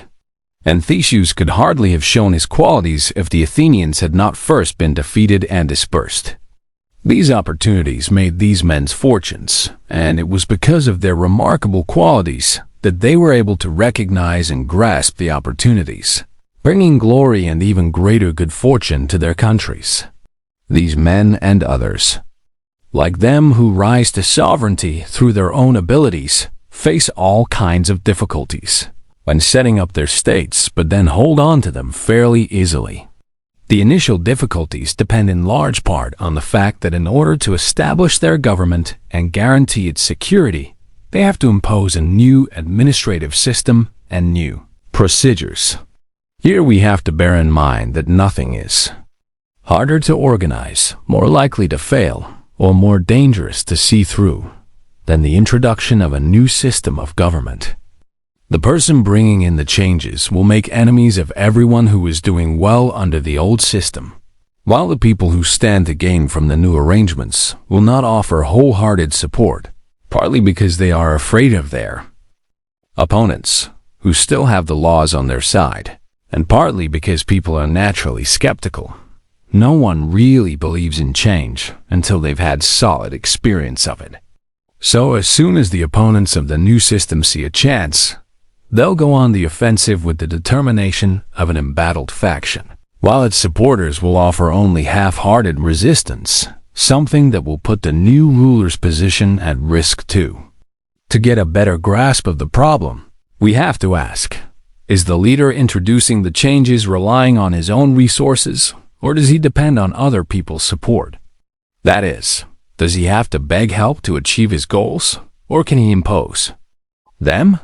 If he's begging help, he's bound to fail and will get nowhere. But if he's got his own resources and can impose his plans, then it's unlikely he'll be running serious risks. This is why the visionary who has armed force on his side has always won through, while unarmed, even your visionary is always a loser. Because on top of everything else, we must remember that the general public's mood will swing. It's easy to convince people of something, but hard to keep them convinced. So when they stop believing in you, you must be in a position to force them to believe. Moses, Cyrus, Theseus, and Romulus couldn't have got people to respect their new laws for long if they hadn't possessed armed force. We saw what happened in our own times to Girolamo Savonarola. He was overthrown along with all his reforms when people stopped believing in him. He had no way of keeping the initial believers on board or forcing the skeptical to see the light. But any new ruler bringing in changes will have to deal with huge obstacles and dangers, mostly in the early stages, and must overcome them with his own abilities. Once he's done that and eliminated those who resented his achievements so that people start to respect and admire him, then he can enjoy his power and safety and will live honored and fulfilled. I've mentioned 4 exceptional leaders, but now I want to bring in a lesser man, Hiero of Syracuse, who nevertheless had some of the same qualities as the others and will serve as an example of a whole category. Originally an ordinary citizen, Hiero became king of Syracuse. Once again, the only luck he had lay in the initial situation. Under threat from Carthage, the Syracusans elected him as their military commander, and he was so successful they then made him king. In fact, even as a private citizen, he was so capable that one writer said of him, he had all it takes to be a king except a kingdom. Hiero disbanded the existing army and mustered a new one. He broke off old alliances and made new ones. That way, with his own soldiers and his own allies to support him, he had laid the foundation for building whatever he wanted. So it cost him considerable effort to establish his power, but very little to hold on to. Chapter 7. States won by lucky circumstance and someone else's armed forces. A private citizen who becomes a ruler out of sheer good luck needn't make much effort to take his state, but will have to sweat if he is to hold on to it. He has no trouble climbing onto his pedestal since he is lifted there. But as soon as he is up on top, there will be any number of problems. I'm talking about situations where someone buys a territory with money, or is simply granted it as a favor. This was the case with quite a few rulers of cities in Ionia and the Hellespont. Darius gave them their thrones so that they would govern with his security and prestige in mind. Another example is those emperors who started out as private citizens and rose to power by bribing the army. These men rely entirely on the support and continuing success of the people who gave them their power, which is to say on two extremely unreliable and unstable quantities. They don't know how to hang on to power, and even if they did, they wouldn't be able to. They don't know how because, unless they are remarkably gifted and competent, we can hardly suppose that their lives as private citizens have equipped them for command. They won't be able to in any event because they don't possess an army that can be relied on to stay friendly and loyal.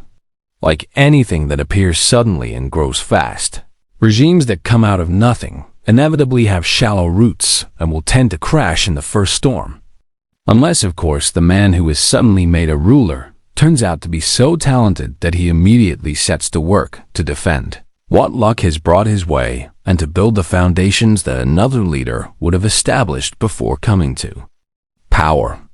I'd like to mention two men from our own times who achieved power in these different ways, one through his own abilities and one by luck.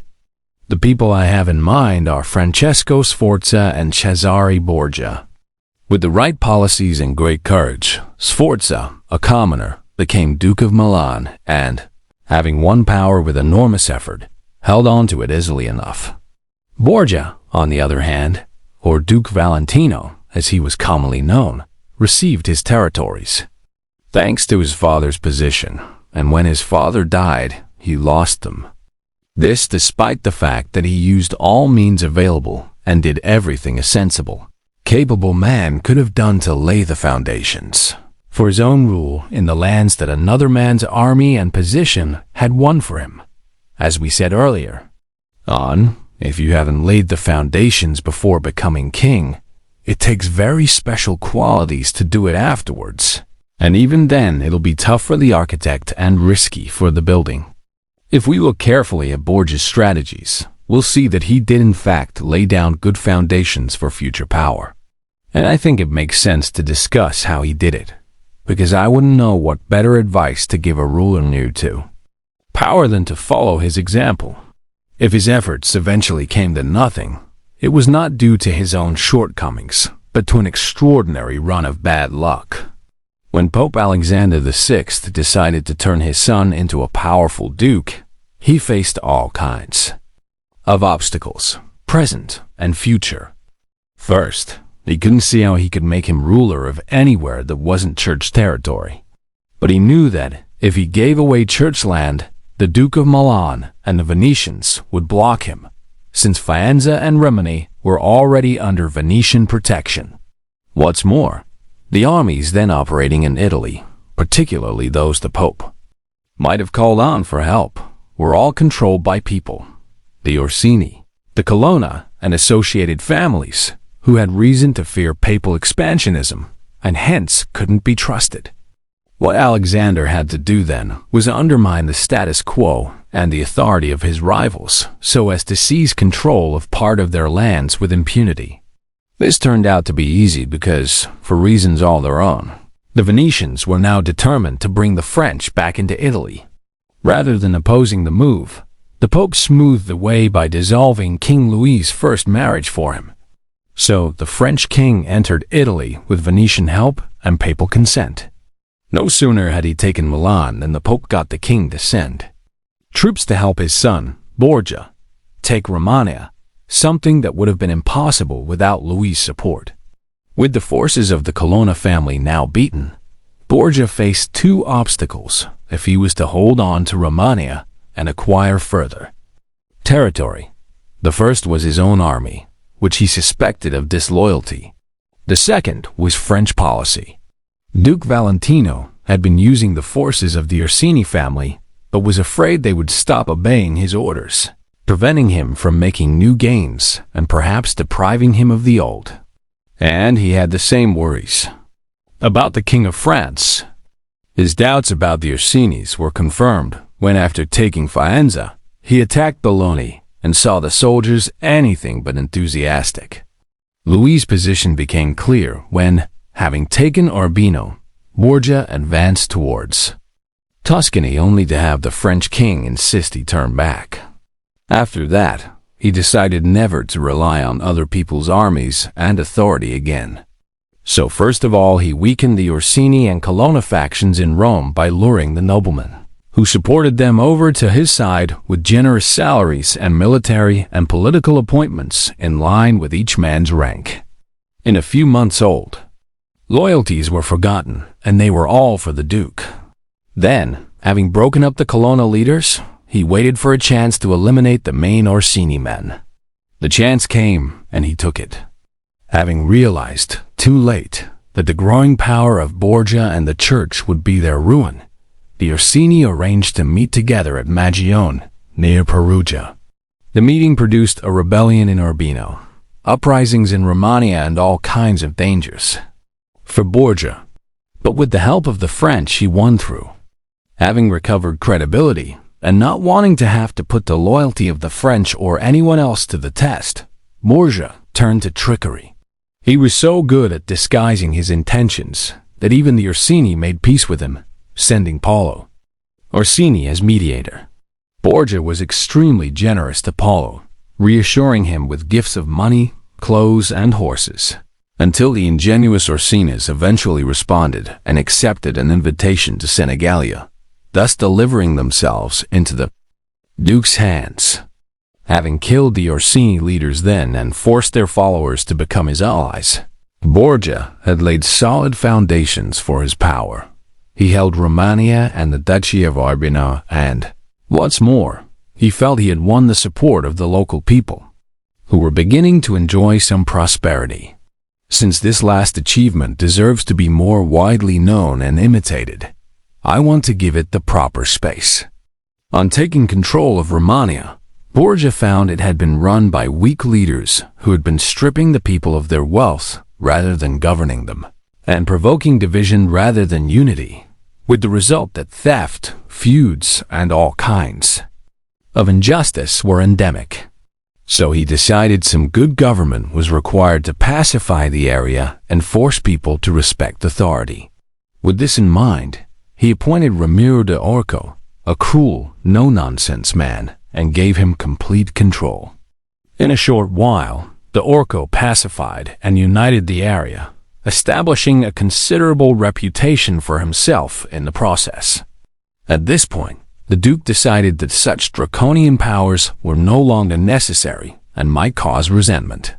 So he set up a civil court of law in the middle of the territory, to which every town was to send a representative, and he placed a distinguished man in charge. And since he was aware that the recent severity had led some people to hate him, in order to have them change their minds, and hence win them over entirely to his side, he decided to show that if the regime had been cruel, that was due to the brutal nature of his minister, not to him. So as soon as he found a pretext, he had de Orco beheaded and his corpse put on display one morning in the piazza in Cesena, with a wooden block and a bloody knife beside. The ferocity of the spectacle left people both gratified and shocked. But let's get back to where we left off. Borgia had consolidated his power and secured himself against most immediate dangers, building up an army of his own and seeing off the majority of the other armies that had been near enough to attack him. At this point, the only obstacle to further expansion was the King of France. Borgia knew the king had realized he'd made a mistake supporting him earlier on, and hence would not put up with further adventures. So he began to look around for new alliances and was less than generous in his support when Louis marched south to fight the Spanish, who were besieging Gaeta in the northern part of the Kingdom of Naples. His aim was to be safe from French interference, something he would have managed soon enough, no doubt, if his father, Pope Alexander, had not died. So that was how Borgia dealt with the immediate situation. as far as the future was concerned. What worried the Duke most of all was that his father's eventual successor would be hostile and try to deprive him of the territory Pope Alexander had given him. He devised 4 strategies to guard against this. First, eliminate the families of all the local rulers whose land he had taken, thus denying a new pope the option of restoring them. Second, win the support of all the noble families of Rome, as we've already seen, so as to put the brakes on any papal initiative. Third, get as much control as possible of the college that would elect the next pope. Fourth, win so much territory before the pope died as to be able to resist a first attack with his own resources.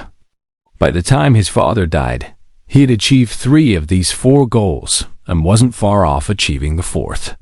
He had killed all the local rulers he could get his hands on, and hardly anyone had escaped. He had won over the Roman nobility, and he had enormous influence over the electoral college. As far as extending his territory was concerned, he was aiming to become master of all Tuscany, having already captured Perugia and Piombino and taken Pisa under his protection. As soon as France's restraining influence weakened, actually, it already had, since having lost the kingdom of Naples to Spain, the French, and the Spanish too for that matter, now needed Borgia's support. He would grab Pisa. At that point, Lucca and Siena would quickly surrender, partly out of fear and partly thanks to their old enmity with Florence, after which the Florentines would be unable to defend themselves. If Borgia had managed all this, and he was almost there the very year Alexander died, he would have accumulated so much power and prestige that he could have responded to any aggression with his own forces and talent, and wouldn't have needed to rely on anyone else's armies or authority. But Alexander died just 5 years after his son had first drawn his sword. Only in Romania had Borgia consolidated his power. All his other territorial gains were still shaky. He was isolated, caught between 2 extremely powerful, hostile armies, and, what's more, mortally ill. Borgia was so ruthless and so talented. He knew so well that you have to win over people or destroy them, and he had built up such solid foundations for his power in such a short time that if he hadn't had these 2 armies threatening him, or if he hadn't been so ill, he would have overcome every obstacle. That the foundations Borgia had built were sound was soon evident. Romania waited loyally for more than a month while he lay half dead in Rome, and in Rome itself no one took advantage of his weakness.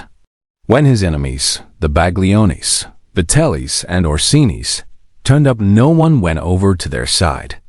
And though Borgia wasn't able to choose who would be the new pope, at least he was in a position to block anyone he didn't want. So if he had been in good health when his father died, everything would have been easy.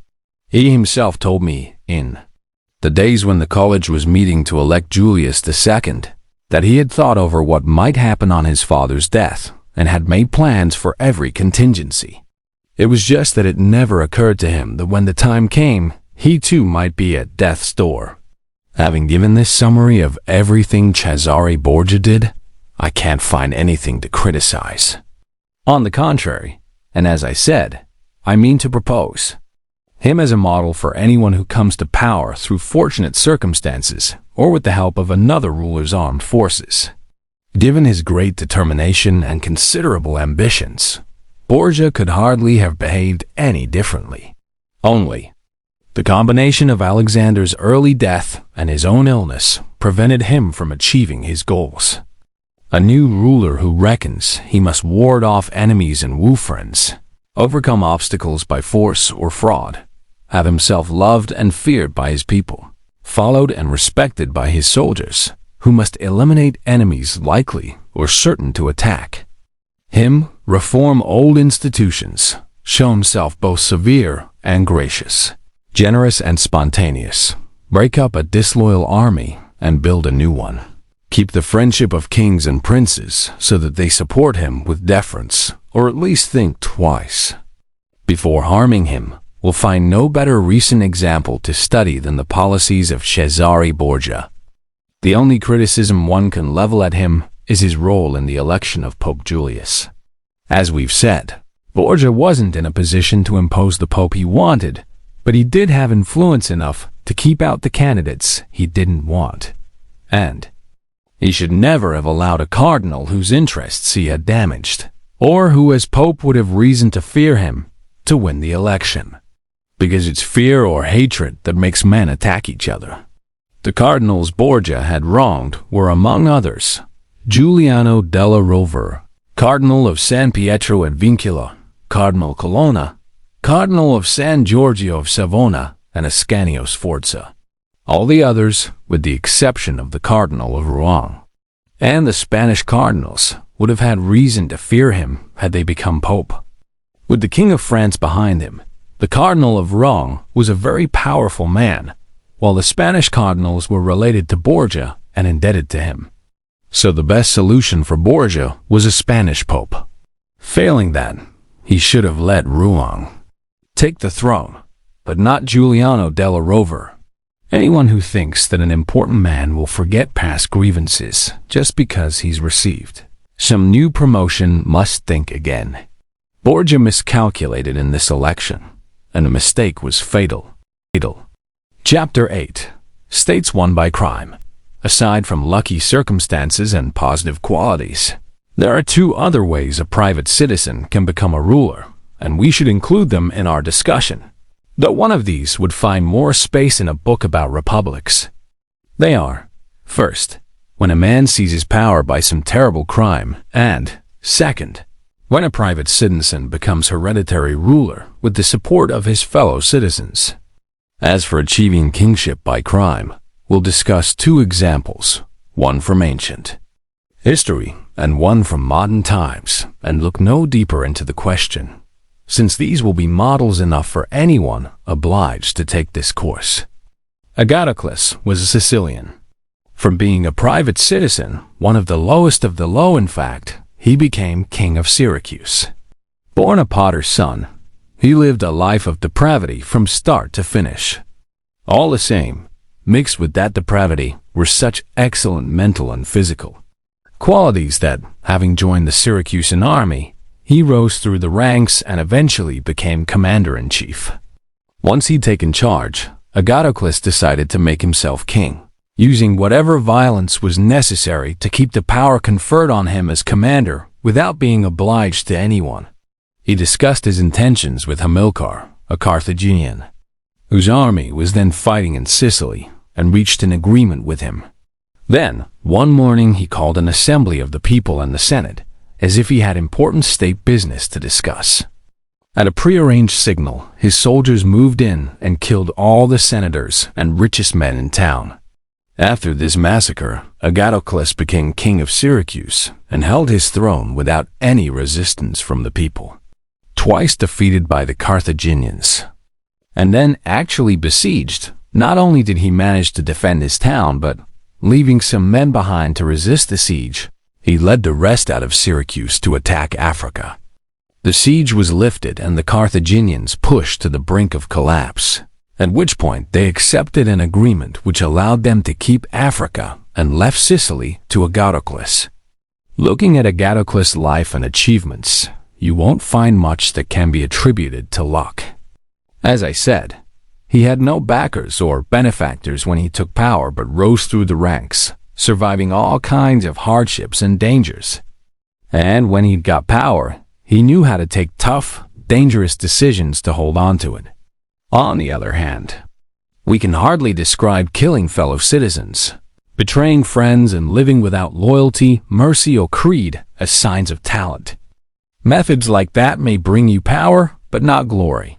If you consider Agathocles' ability to take risks and come out on top, and his remarkable spirit when it came to facing and overcoming obstacles, it's hard to see why he isn't rated as highly as the most outstanding military leaders. But his brutality, cruelty, and inhumanity, together with the endless crimes he committed, mean he has no place among the men we most admire. In conclusion, we can't attribute Agathocles achievements to luck or to positive qualities, since he needed neither. In our own times, we have the example of Oliverado, a man from the town of Fermo who lived during the papacy of Alexander VI. Orphaned of his father while still very young, Oliverado was brought up by his uncle, Giovanni Fogliani, who had him join the army under Paolo Vitelli in the hope that, with military discipline, he would rise to a high rank. On Paolo's death, Oliverado served under his brother, Vitellozzo, and being very capable, with a strong personality and powerful physique. He soon became the army's top man. But since he felt that working with others was the meaning, he decided to take Fermo for himself. Having got the support of some of the town's citizens, people who preferred to see their city enslaved rather than free, and with the backing of Vitellozzo, he wrote to Giovanni Fogliani saying that now so many years had gone by, he was eager to come home and see his uncle again, visit the town, and check over some of his property. And since, he wrote, he'd been working hard for nothing but the prestige of his position, he wanted to ride into town in style with 100 mounted friends and servants beside him. That way his fellow citizens would see that he hadn't been wasting his time. And he asked his uncle please to arrange for the people of Fermo to organize an appropriate reception, something that would not only honor him but also his uncle, who had brought him up. Giovanni spared no effort to do his nephew proud, and after the people of Fermo had given him a formal reception, Oliverado was welcomed into his uncle's house. A few days later, having used the time to make secret arrangements for the crime he was planning, he threw an impressive banquet to which he invited Giovanni Fogliani and all the town's leading men. After they'd finished eating and sat through all the entertainments you get on these occasions, Oliverado slyly launched into some weighty reflections on the power and achievements of Pope Alexander and his son Cesare Borgia. When Giovanni and the others joined the conversation, Oliverado suddenly got to his feet and said these were matters best discussed in a more private place, and he headed for another room with Giovanni and all the other citizens trailing after him. They barely sat down before Oliverado's soldiers rushed out of their hiding places and killed a lot of them. After the massacre, Oliverado got on his horse, rode round the town, and surrounded the chief magistrate in the state palace, with the result that people were forced to do what he said and set up a government with Oliverado as the ruler. Having killed everyone who opposed the coup and might hit back, he strengthened his position by setting up a new army and new civil institutions, so that within the year he was not only undisputed master of Fermo, but also a serious threat to the neighboring towns. And as with Agathocles, it would have been very hard to unseat Oliverado had he not let himself be fooled by Cesare Borgia, when, as explained earlier on, Borgia lured the Orsini and Vitelli men to Senigallia. Oliverado went with them, and so, just a year after killing his uncle, he was strangled along with Vitellozzo Vitelli, his mentor in courage and crime. You might well wonder how on earth, after all their countless betrayals and cruelties, men like Agathocles could sit safe on their thrones for years and even defend themselves against foreign enemies without their citizens ever conspiring against them. And this while many others, equally ready to use cruelty, weren't even able to hold on to their power in peacetime, never mind in war. I think it's a question of whether cruelty is well or badly used. Cruelty well used, if we can ever speak. Well, if something bad is short-lived and decisive, no more than is necessary to secure your position and then stop. You don't go on being cruel, but use the power it has given you to deliver maximum benefits to your subjects. Cruelty is badly used when you're not drastic enough at the beginning, but grow increasingly cruel later on, rather than easing off. A leader who takes the first approach has a chance, like Agathocles, of improving his position with his subjects and with God too. Go the other way, and you have no chance at all. It's worth noting that when you take hold of a state, you must assess how much violence and cruelty will be necessary and get it over with at once. so as not to have to be cruel on a regular basis. When you've stopped using violence, your subjects will be reassured, and you can then win them over with generosity. If you don't do all it takes at the beginning, because you were badly advised or didn't have the nerve, then you'll always have to be wielding the knife. And you'll never be able to count on your subjects, since with all the violence you're handing out, they won't be able to count on you. So get the violence over with as soon as possible. That way, there'll be less time for people to taste its bitterness, and they'll be less hostile. Favors, on the other hand, should be given out slowly, one by one, so that they can be properly savored. Most of all, though, a ruler should have the kind of relationship with his subjects where nothing that can happen, good or bad, will force him to change his approach, because if hard times demand it, your cruelty will come too late. While any concessions you make will be seen as wrung out of you and no one will be impressed. Chapter 9. Monarchy with Public Support. Now, let's turn to our second case, where a private citizen becomes king in his own country not by crime or unacceptable violence, but with the support of his fellow citizens. We can call this a monarchy. With public support, and to become its king, you don't have to be wholly brilliant or extraordinarily lucky, just shrewd in a lucky way. Obviously, to take control of this kind of state, you need the support of either the common people or the wealthy families, the nobles. In every city one finds these two conflicting political positions. There are the common people who are eager not to be ordered around and oppressed by the noble families.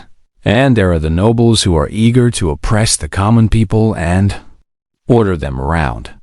These opposing impulses will lead to one of three different situations: a monarchy, a republic, or anarchy.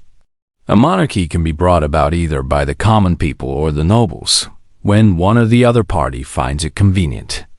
Seeing that they can't control the people, the wealthy families begin to concentrate prestige on one of their number and make him king so as to be able to get what they want in his shadow. Likewise, the people, seeing that they can't resist the power of the nobles, concentrate prestige on one citizen and make him king so that his authority will protect them. A king who comes to power with the help of the rich nobles will have more trouble keeping it than the king who gets there with the support of the people, because he will be surrounded by men who consider themselves his equals, and that will make it hard for him to give them orders or to manage affairs as he wants. But a man coming to power with the support of the common people holds it alone and has no one, or hardly anyone, around him who's unwilling to obey. What's more, you can't, in good faith, give the nobles what they want without doing harm to others. But you can with the people, because the people's aspirations are more honorable than those of the nobles. The nobles want to oppress the people, while the people want to be free from oppression. What's more, a king can never be safe if the common people are hostile to him because there are so many of them. But he can protect himself against the nobles since there are not so many. The worst a king can expect if the people turn hostile is that they will desert him. But when the nobles turn against him, he has to fear not only desertion, but a direct attack. The nobles are smarter. They see further ahead. They always move early enough to save their skins, ingratiating themselves with whoever they think will turn out the winner. Then, of necessity, a king will always have to live with the same common people, but he can perfectly well get by without the same nobles, since he can make and unmake noblemen every day, giving and taking away honors as he likes. Let's settle this question of the nobles. As I see it, they can be divided for the most part into two categories. Either they behave in such a way as to tie themselves entirely to your destiny, or they don't. Those who do tie themselves and aren't greedy should be honored and loved. The ones who don't can be further divided into two groups. Maybe they are anxious men, naturally lacking in character, in which case you'd better make use of them, especially the ones with good advice to offer, since when things are going well, they'll respect you, and when things are tough, you needn't fear them. But if they're hanging back out of calculation and ambition, that's a sign they're looking more to their own interest than to yours. These are the ones you have to watch out for and guard against as if they were already declared enemies. Because, inevitably, when things start going wrong, these men will be working to bring you down. A man who becomes king with the support of the people, then, must keep those people on his side.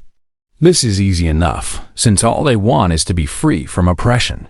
But the man who becomes king against the will of the majority and with the support of the wealthy nobles must make it an absolute priority to win over the affection of the common people. This will be easy if he takes them under his protection.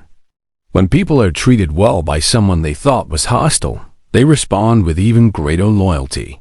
They'll go over to his side at once and be even more devoted than if he had taken power with their support. There are all kinds of ways a king can win the people's affection, but since these depend on particular circumstances and one can hardly lay down rules, I'll leave them out of our discussion. I'll just conclude, then, that a ruler must have the people on his side. Otherwise, when things get tough, there'll be no way out. Nabis, the Spartan king, was besieged by forces from all over Greece, plus a hugely successful Roman army. But he held out and defended his country and his position against a lot of them. All he had to do when danger threatened was take precautions to deal with a few internal enemies. But if he'd had the people against him, this wouldn't have been enough. And if anyone objects to my reasoning here with that trite proverb, "The man who builds his house on the people is building on mud," my answer is that this is true if it's a private citizen doing the building and imagining the people will come to his rescue when he's in trouble with the law or his enemies. Men like this usually find themselves being let down, as did the Gracchi brothers in Rome and Giorgio Scali in Florence. But when it's a king building on the people, and when he's a man of spirit who knows how to lead and doesn't panic when things get tough, a man who takes the right precautions and whose personality and style of government keeps everybody in a positive state of mind, then the people will never let him down, and time will show what solid foundations he laid. This kind of ruler is most at risk when passing from publicly supported leadership to absolute rule. At this point, he either commands directly himself or gives orders by proxy through magistrates. If he's ruling by proxy, he'll be weaker and exposed to greater risks, since he now depends entirely on the goodwill of the men appointed as magistrates, and they can very easily strip him of his power, particularly when times are hard, either by attacking him directly or by just not carrying out his orders. Once the trouble has begun, the ruler won't have time to take absolute command himself, because his citizens and subjects will be used to taking orders from magistrates, and they aren't going to start obeying him in a moment of crisis. So when he's up against it, he'll always be struggling to find anyone he can trust.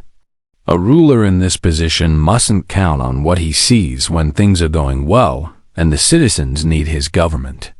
Then everybody comes running. Everyone is promising this and that. Everyone is ready to die for him, since there is no question of dying. But when things get tough and it's the government that needs the citizens, then hardly anyone shows. And what's so dangerous about a critical moment like this is that you only get one shot at it.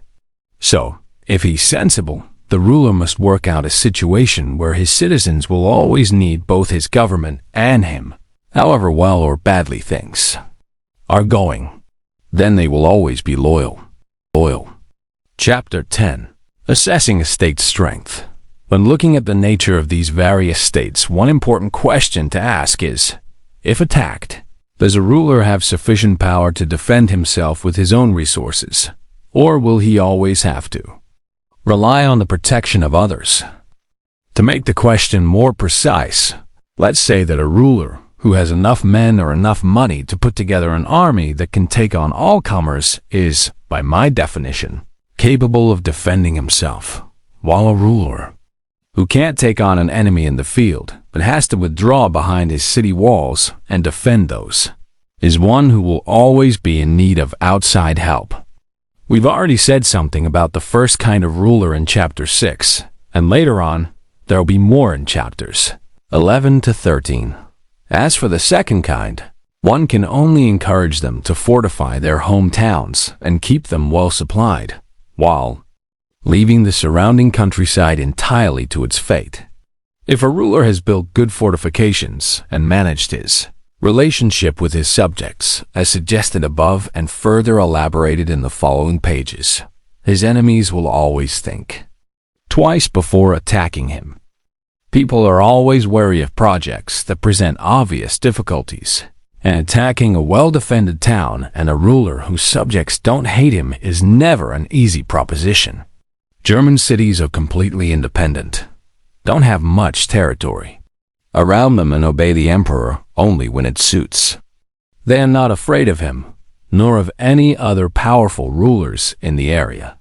This is because these towns are so well fortified that everyone realizes what an arduous, wearisome business it would be to attack them.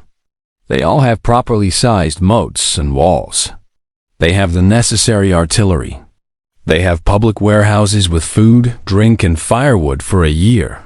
What's more, to keep people well fed without draining the public purse, they stock materials for a year's worth of work in whatever trades are the lifeblood of the city, and whatever jobs the common folk earn their keep with.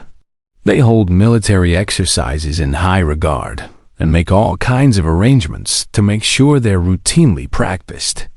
So, a ruler whose city is well fortified and who doesn't inspire hatred among his subjects isn't going to be attacked. And even if he is, his attackers will leave humiliated, because the world is such a changeable place that it's almost impossible to keep an army camped outside a city's walls doing nothing for a whole year. Someone will object. What if people have houses outside the walls and see them being burned down? Won't they get impatient? Won't the long siege and their worries for their own futures make them forget their ruler? My answer is that a leader with power and personality will always get round problems like this. He can raise hopes that the siege won't last long. He can frighten people with stories about the enemy's cruelty. He can move quickly to block anyone who seems too hot-headed. Aside from this, it's obvious that the enemy is going to be burning and razing the countryside as he approaches the town at a time when people are still enthusiastic and determined to resist. This actually gives the ruler less cause for concern, because a few days later, when hearts are cooling, the damage is already done. The blow struck, and there's no way back. As a result, people will rally round their ruler all the more. They'll see him as indebted to them because their houses have been burned and their property destroyed in his defense. It's human nature to tie yourself to a leader as much for the services you've done him as the good he's done you. Hence, when you think about it, if the ruler is sensible, it won't be that hard to keep people solid throughout the siege, so long as they have food to eat and weapons to defend themselves. Chapter 11. Church States.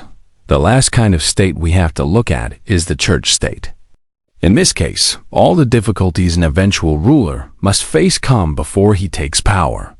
Because while you need ability or luck to take a state like this, you can hold on to it without either.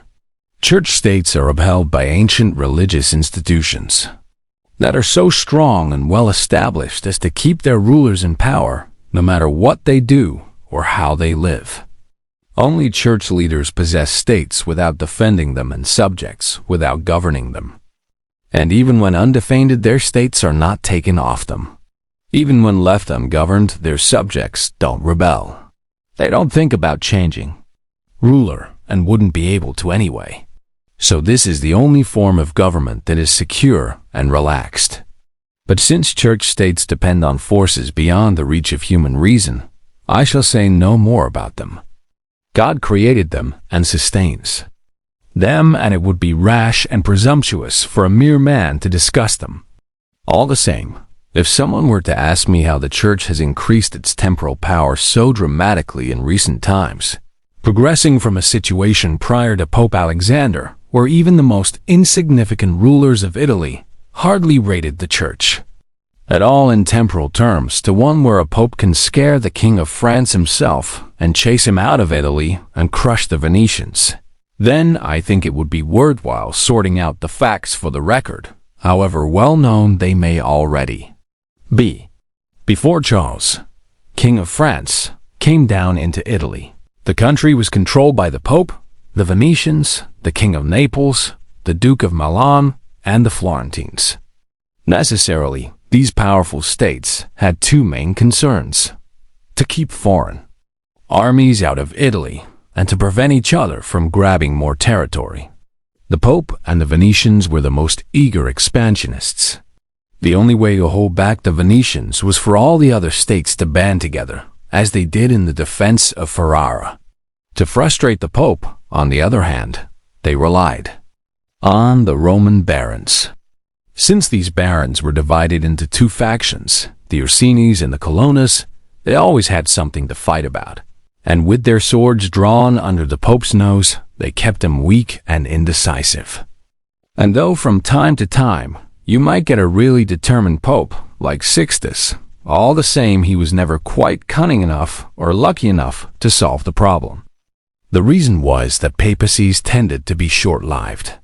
In the 10 years, on average, that a pope was in power, he might just manage to beat down one of the two factions.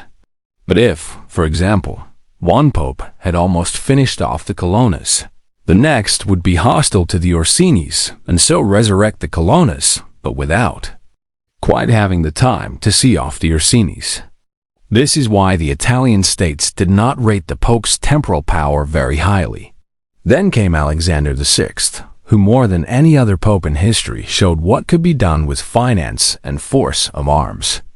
Using Valentino Borgia and taking advantage of the intrusions of the French, he made all the gains I mentioned in my discussion of Duke Valentino. And though Alexander's aim was to make his son great, not the church, all the same, his achievements enhanced the power of the church, which, after his and then Valentino's death, inherited his conquests. So on his election, Pope Julius took over a church that now possessed the whole of Romania and was all the more powerful because Alexander had quashed the Roman barons and their factions. He also found a new way of increasing church income which had never been used before. Julius not only followed Alexander's lead, but went further. He aimed to take Bologna, defeat the Venetians, and push the French out of Italy. In the end, all three goals were achieved, and Julius's credit was the greater because he did it for the glory of the church, not out of private interest. He kept the Orsini and Colonna factions in the same reduced state he found them in, and though one or two of their leaders tried to change things, two obstacles held them back. The first was the church's power, which unnerved them, and second was the fact that they had no cardinals. Cardinals are always a cause of internal division. When they have their own cardinals, these factions are never quiet, because the cardinals feed party animosity both inside and outside Rome, and the barons are forced to come to their party's defense. So it's the ambition of the cardinals that prompts hostility and conflict between the barons. On Julius's death, His Holiness Pope Leo found the papacy in an extremely strong position, and it is to be hoped that while his predecessors made the church great by armed force, he can make it even greater and more praiseworthy, thanks to his goodness and many, many other virtues.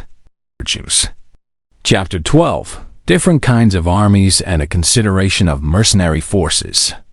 Now that I've given a detailed account of the characteristics of the states I set out to talk about, and examined to some extent the reasons for their being powerful, or weak in the ways people in the past have tried to take and to hold them, I shall offer a more general discussion of the means of attack and defense available to each kind of state.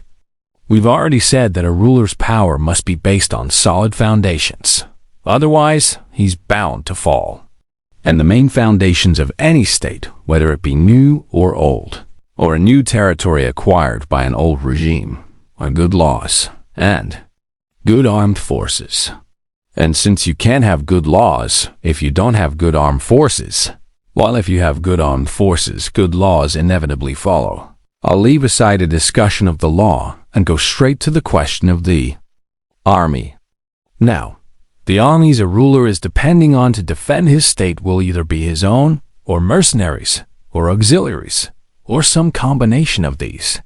Mercenaries and auxiliaries are useless and dangerous. If you are counting on mercenaries to defend your state, you will never be stable or secure, because mercenaries are ambitious, undisciplined, disloyal, and they quarrel among themselves. Courageous with friends and cowardly with enemies. They have no fear of God and keep no promises. With mercenaries, the only way to delay disaster is to delay the battle. In peacetime, they plunder you, and in wartime, they let the enemy plunder you. Why? Because the only interest they have in you and their only reason for fighting is the meager salary you're paying them. And that's not reason enough to make them want to die for you. Sure, they're happy to be your soldiers while you're not at war, but when war comes, they run for it, or just disappear. It shouldn't be hard to convince the reader of this, since Italy's present ruin has been caused precisely by a prolonged dependence on mercenaries. It's true that mercenary forces did win some battles and seemed courageous when fighting other mercenaries. But as soon as a foreign army turned up, we saw what they were made of. Charles, King of France, didn't even have to fight. His men just put chalk crosses on the buildings they planned to use as billets. When Savonarola said, "We brought this on ourselves with our own sins," he was right. Except the sins were not what he was thinking of, but the ones I've been talking about. And because they were our rulers' sins, it was our rulers who paid the price. I'd like to offer a better explanation of why mercenaries are not a good idea. A mercenary commander may or may not be an excellent military leader. If he is, you can't trust him because he will always aspire to power himself, either by attacking you, his paymaster, or by attacking others against your wishes. But if he isn't a capable leader, he'll ruin you anyway. And if someone objects that it hardly matters who commands the army since commanders always behave like this, whether mercenary or no, my response is as follows. Armed forces are always at the service of a hereditary ruler or a republic. A ruler must go in person and act as commander himself. A republic must send its citizens. If it sends a man who turns out to be no good, it must replace him. If he is good, it must keep him in line with laws that prevent him exceeding his brief. Experience shows that only rulers in republics with their own armies make serious progress, while mercenaries bring nothing but trouble. And a republic with a citizen army is less likely to fall victim to a coup than a republic paying for mercenary armies. Rome and Sparta stood for many centuries armed and free. The Swiss are extremely well armed and completely free.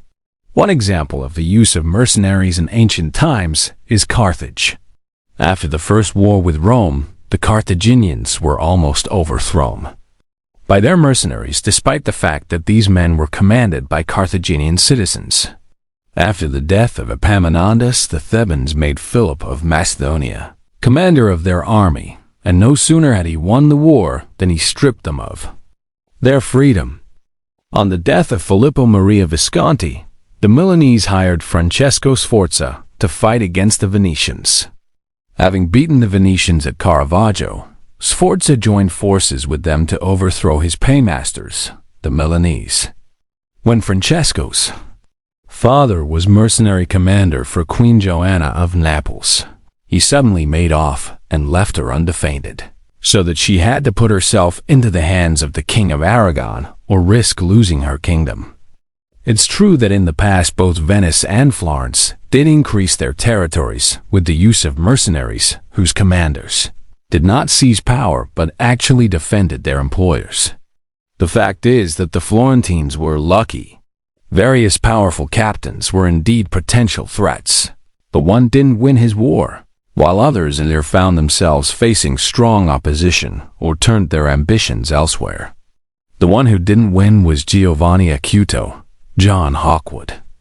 And since he lost, we don't know whether he would have been loyal or not.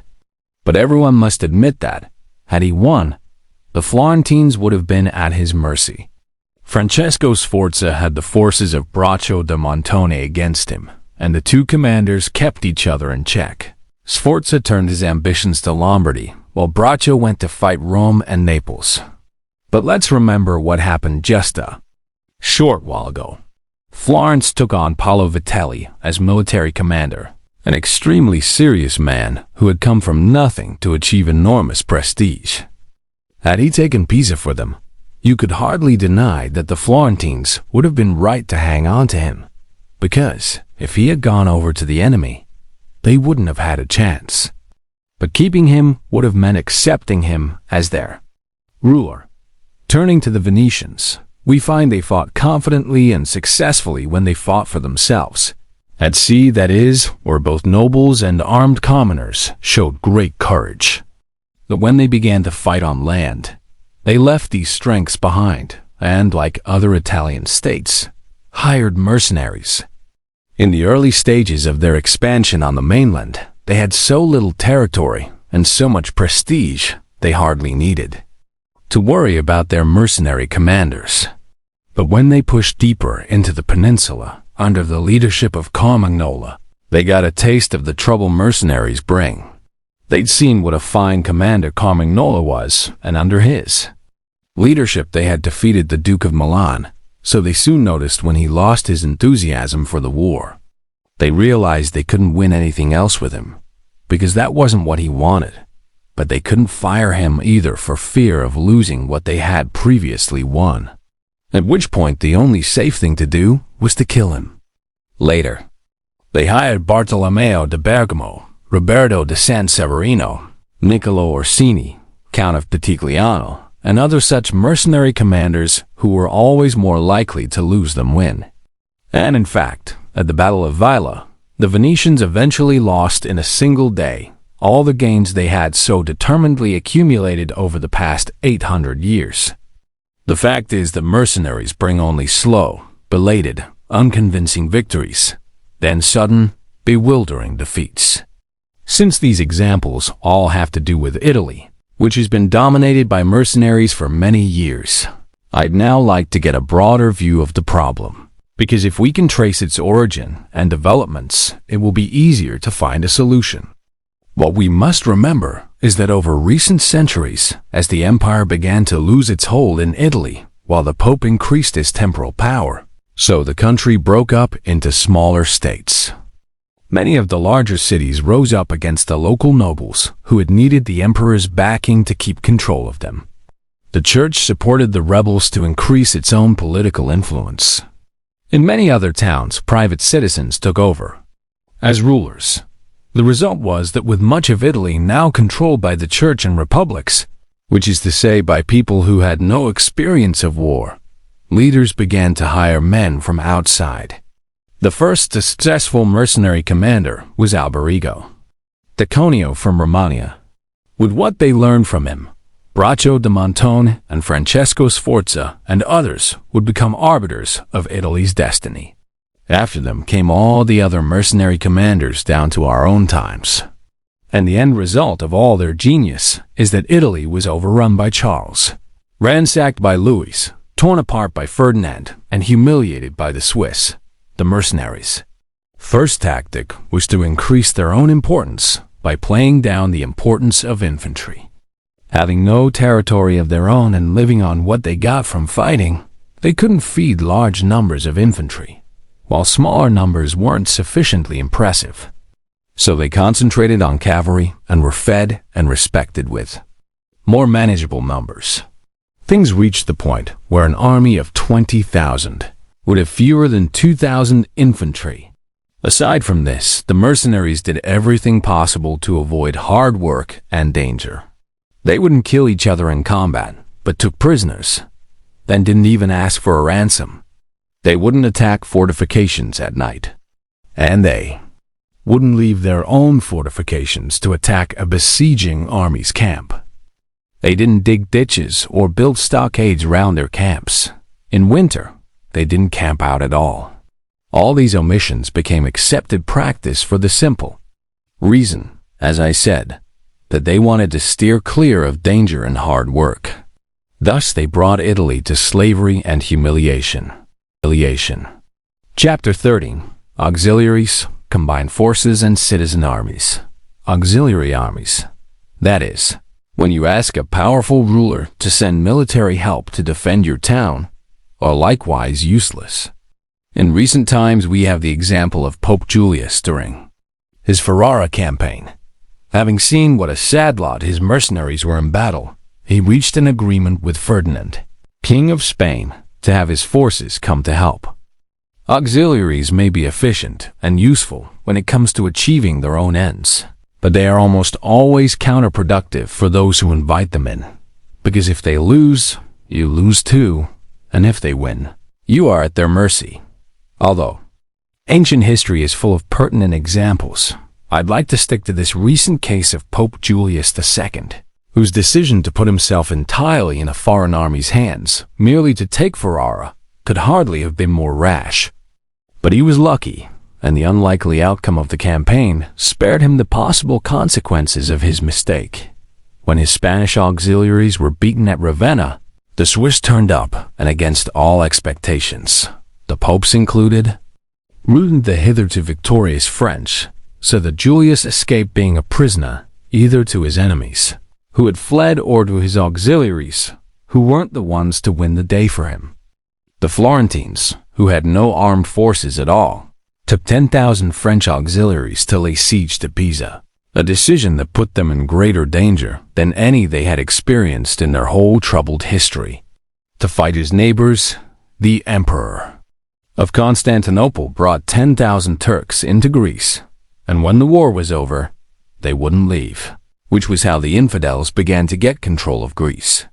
So anyone looking for a no-win situation should turn to auxiliaries, because they are far more dangerous even than mercenaries. With auxiliaries, your ruin is guaranteed. They are a tightly knit force, and every one of them obedient to someone else. When mercenaries win, they need time and a convenient opportunity before they can attack you, if only because they're not a solid united force. You chose them, you're paying them, and hence it will take the man you put in command a while to build up sufficient authority to turn against you. To summarize, the big danger with mercenaries is their indecision, with auxiliaries, their determination. So, sensible rulers have always avoided using auxiliaries and mercenaries, relying instead on their own men, and even preferring to lose with their own troops than to win with others, on the principle that a victory won with foreign forces is not a real victory at all. As always, Cesare Borgia offers a good example. He invaded Romania with an army entirely made up of French auxiliaries and took Imola and Forlì with them. But since he felt they weren't reliable, he turned to mercenaries as a less dangerous option. He hired the Orsini and Vitelli armies. But when he found that they dithered in battle and were disloyal and dangerous, he had them killed and trained his own men. It's easy to see the difference between these various kinds of armies if you look at the Duke's standing when he had just the French, when he had the Orsinis and the Vitellis, and when he had his own soldiers and relied on his own resources. With each change his prestige grew, and he was only truly respected when everyone could see that his troops were entirely his own. I had planned to stick to these recent Italian examples, but I wouldn't like to leave out Hiero of Syracuse since he's one of the men I talked about before. Given command, as I explained, of the Syracusan armies, Hiero soon realized that the mercenaries among them were no good, led as they were by men like our Italian commanders. Realizing that he could neither make use of them nor let them go, he had them all cut to pieces, and from then on fought only with his own soldiers. I'd also like to bring in a parable from the Old Testament. When David offered to go and fight the Philistine troublemaker Goliath on Saul's behalf, Saul gave him his own weapons to bolster the boy's courage. But no sooner had David put them on than he refused the gift, saying he wouldn't feel confident with them. He would rather face the enemy with his own sling and knife. In the end, other people's arms are either too loose, too heavy, or too tight. When, with luck and good leadership, Charles VII, Louis XI's father, had pushed the English out of France, he saw that a ruler needs his own troops, and so set up a standing army of both cavalry and infantry. Later, his son Louis disbanded the infantry and began to hire Swiss mercenaries. It is now plain that this mistake, together with others that followed, is what lies behind France's present troubles. By giving this important role to the Swiss, Louis had weakened his whole army, since, with no infantry of their own, his cavalry were now relying on others. And once they'd got used to fighting alongside the Swiss, they started to think they couldn't win without them. As a result, the French are unable to take on the Swiss in battle and won't fight anyone else without their help. So French forces are now mixed, part mercenary and part their own men. Such composite forces are much better than just auxiliaries or just mercenaries, but much worse than having all your own men. France's situation proves the point, because if the standing army Charles recruited had been reinforced or just maintained, the French would be unbeatable. But men are so thoughtless they'll opt for a diet that tastes good without realizing there's a hidden poison in it. It's like the problem I mentioned earlier about people not diagnosing tuberculosis until it's too late. So, if a man can't spot a problem in the making, he can't really be a wise leader. But very few men have this gift. If you look for the initial cause of the collapse of the Roman Empire, you'll find it was when they started hiring Goths as mercenaries. From that moment on, the strength of the empire began to decline, and all the determination that drained out of it went to strengthen its rivals. So, to conclude, no state is secure without its own army, if it hasn't got men to defend it determinedly and loyally in a crisis. It is simply relying on luck. As those who understand these things have always thought and said, there is nothing so weak and unstable as a reputation for power that is not backed up by its own army. Asterisk, and having your own army means having a force made up of subjects or citizens, or men dependent on you. All other forces are mercenaries or auxiliaries. To see how to set up your own armed forces, all you need do is consider how the 4 men I mentioned above organized and arranged theirs, or Philip, Alexander the Great's father, or many other kingdoms and republics. They are all entirely reliable models. Chapter 14. A Ruler and His Army. A ruler, then, must have no other aim or consideration, nor seek to develop any other vocation outside war, the organization of the army and military discipline. This is the only proper vocation of the man in command. And it's such a potent one that it not only keeps those born to rule on their thrones, but often raises private citizens to political power. Vice versa, when rulers think more about frills than fighting, they lose their thrones. In fact, the thing most likely to bring about a ruler's downfall is his neglect of the art of war. The thing most likely to win him power is becoming an expert in it. A military man with his own army, Francesco Sforza rose from commoner to Duke of Milan. Shunning military hardships, his sons fell from dukes to commoners. For one of the many negative consequences of not having an army is that people will find you pathetic, and this is a stigma a ruler must guard against, as I'll explain. The fact is that between a man who has an army and a man who hasn't, there is simply no comparison. And there is no reason why a man who commands an armed force should willingly obey a man who doesn't, or why a man who doesn't command an army should live safely beside a servant who does. The one will harbor contempt and the other suspicion, and they won't be able to work well together. So, quite apart from the other disadvantages, a ruler who doesn't involve himself in military matters won't, as I've said, have his soldiers' respect and won't be able to trust them. A ruler, then, must never stop thinking about war. and preparing for war, and he must work at it even more in peacetime than in war itself. He can do this in two ways, physically and mentally. Physically, aside from keeping his men exercised and disciplined, he should go hunting a great deal, which will toughen up his body.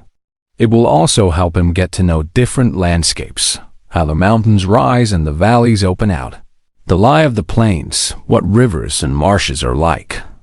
These are things he should study really carefully, since this kind of knowledge is useful in two ways. First, he'll get to know his own country and hence will have a better sense of how it can be defended. Second, familiarity with these places will make it easier for him to grasp the topography of places he needs to understand but hasn't seen before. The hills, valleys, plains, rivers, and marshes of Tuscany, for example, have much in common with those of other areas, so that knowing the lie of the land in one region makes it easier to get to know it in another. The ruler who doesn't have this facility lacks the first thing a commander needs, because understanding the land helps you find the enemy. Lead your army by the right route. Choose a place to camp, plan out the battle, and lay siege to a town, all in the best way possible. One of the things historians admired about the Achaean leader Philopoemen was that even in peacetime he thought of nothing but military strategy, and when he was in the country with his friends, he would often stop and ask them, if the enemy were over there on that hill, and we were down here with our army, who would be in the better position? How could we attack them without breaking ranks? If we decided to retreat, how would we do it? And if they retreated, how would we go after them? And as he and his friends went along, he would list all the predicaments an army can find itself in. He listened to their ideas, expressed and explained his own. So much so that, thanks to this constant work of mental preparation, when he was back leading his armies, there was simply nothing that could happen that he didn't know how to deal with. Another thing a ruler must do to exercise his mind is read history, in particular accounts of great leaders and their achievements. He should look at their wartime strategies and study the reasons for their victories and defeats, so as to avoid the failures and imitate the successes. Above all, he must do what some great men have done in the past. Take as model a leader who's been much praised and admired, and keep his example and achievements in mind at all times. Alexander the Great, it seems, modeled himself on Achilles. Caesar on Alexander and Scipio on Cyrus. Anyone who reads Xenophon's Life of Cyrus will see how valuable his example was to Scipio, and how closely Scipio's decency, charm, humanity, and generosity conform to the description Xenophon gives of Cyrus. A sensible leader must follow this advice and never relax in peacetime, but work hard to make the most of it and turn it to his advantage in the tough times ahead. That way, when his luck does turn, he'll be ready. Chapter 15. What men, and particularly rulers, are praised and blamed for. It's time to look at how a ruler should behave with his subjects and his friends. Given that a great deal has already been written about this, I fear people may find my contribution presumptuous, especially since, here more than elsewhere, the code of conduct I'm offering will be rather controversial. But since my aim was to write something useful for anyone interested, I felt it would be appropriate to go to the real truth of the matter, not to repeat other people's fantasies. Many writers have dreamed up republics and kingdoms that bear no resemblance to experience and never existed in reality. There is such a gap between how people actually live and how they ought to live that anyone who declines to behave as people do, in order to behave as they should, is schooling himself for catastrophe and had better forget personal security. If you always want to play the good man in a world where most people are not good, you'll end up badly. Hence, if a ruler wants to survive, he'll have to learn to stop being good, at least when the occasion demands. So leaving aside things people have dreamed up about rulers and concentrating instead on reality, let's say that when we talk about anyone, but especially about leaders, who are more exposed than others to the public eye, what we point are the qualities that prompt praise or blame. One man is thought generous and another miserly. One is seen as benevolent, another as grasping. One cruel, the other kind. One treacherous, another loyal. One effeminate and fearful, another bold and brave. One considerate, another arrogant. One promiscuous, another chaste. One straightforward, another devious. One stubborn, another accommodating. One solemn, another superficial. One religious, another unbelieving, and so on. I'm sure we'd all agree that it would be an excellent thing if a ruler were to have all the good qualities mentioned above and none of the bad. But since it's in the nature of life that you can't have or practice all those qualities all of the time, a ruler must take care to avoid the disgrace that goes with the kind of failings that could lose him his position. As for failings that wouldn't lead to his losing power, he should avoid them if he can. But if he can't, he needn't worry too much. In the same way, he mustn't be concerned about the bad reputation that comes with those negative qualities that are almost essential if he is to hold on to power. If you think about it, there'll always be something that looks morally right but would actually lead a ruler to disaster, and something else that looks wrong but will bring security and success. Chapter 16. Generosity and Meanness. If we take the first of the qualities listed above, we can say that it would be nice to be seen as generous. All the same, being generous just to be seen to be so will damage you. Generosity practiced out of real goodwill, as it should be, risks passing unnoticed, and you won't escape a reputation for meanness. Hence, if you're determined to have people think of you as generous, you'll have to be lavish in every possible way. Naturally, a ruler who follows this policy will soon use up all his wealth to the point that, if he wants to keep up his reputation, he'll have to impose special taxes and do everything a ruler can to raise cash. His people will start to hate him, and no one will respect him now he has no money. Since his generosity will have damaged the majority and benefited only a few, he'll be vulnerable to the first bad news, and the first real danger may well topple him. When he realizes this and tries to change his ways, he'll immediately be accused of meanness. Since a ruler can't be generous and show it without putting himself at risk, if he's sensible, he won't mind getting a reputation for meanness. With time, when people see that his penny pinching means he doesn't need to raise taxes and can defend the country against attack and embark on campaigns without putting a burden on his people, he'll increasingly be seen as generous to those he takes nothing from, which is to say almost everybody, and mean to those who get nothing from him, which is to say very few. In our own times, the only leaders we've seen doing great things were all reckoned mean. The others were failures. Pope Julius II exploited his reputation for generosity to get the papacy, then gladly let it go to finance his wars. The present King of France has fought many wars without resorting to new taxes, something he can do because his constant cost-cutting has provided for the extra expenditure. The present King of Spain would not have won all the wars he has if he had had a reputation for generosity. So, if as a result he has the resources to defend his country, isn't obliged to steal from his subjects or prey on others, and is in no danger of falling into poverty, a ruler need hardly worry about a reputation for meanness. It is one of the negative qualities that keep him in power. And if someone protests, but it was generosity that won Caesar the empire, and many others have risen to the highest positions because they were and were seen to be generous, my response is, a ruler in power and a man seeking power are two different things. For the ruler already in power, generosity is dangerous. For the man seeking power, it is essential. Caesar was one of a number of men who wanted to become emperor of Rome. But if he'd survived as emperor and gone on spending in the same way, he would have destroyed the empire. And if someone were to object, many rulers who scored great military victories were considered extremely generous, I'd reply, either a ruler is spending his own and his subjects' money, or someone else's. When the money is his own or his subjects, he should go easy. When it's someone else's, he should be as lavish as he can.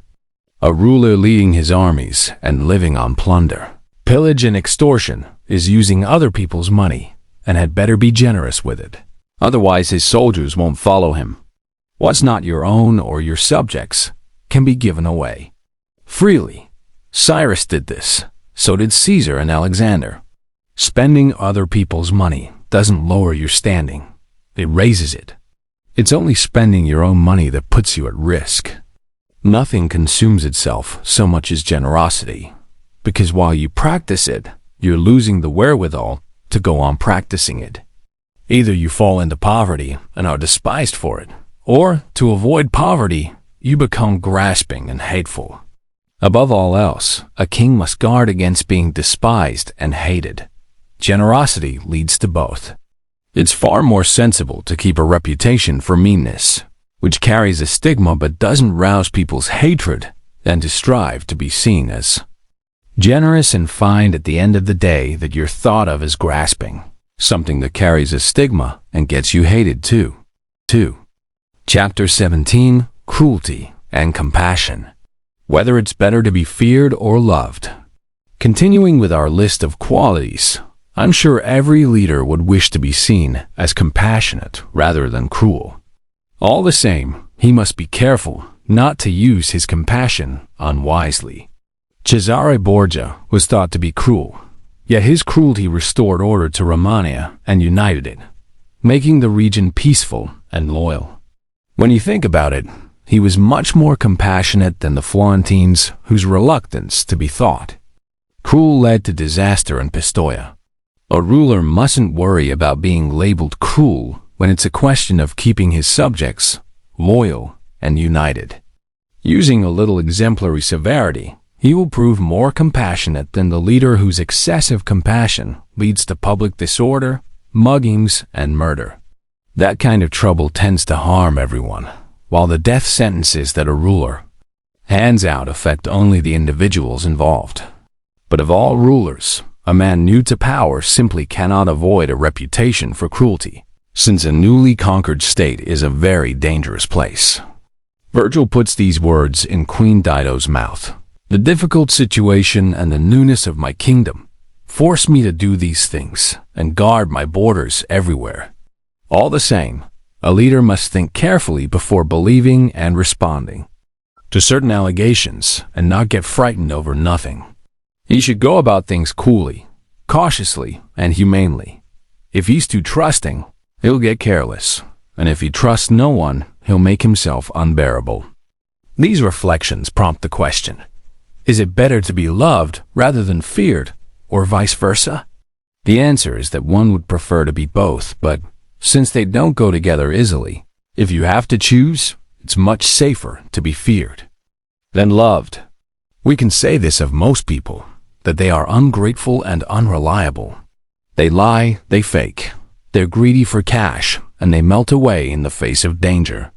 So long as you're generous and, as I said before, not in immediate danger, they're all on your side.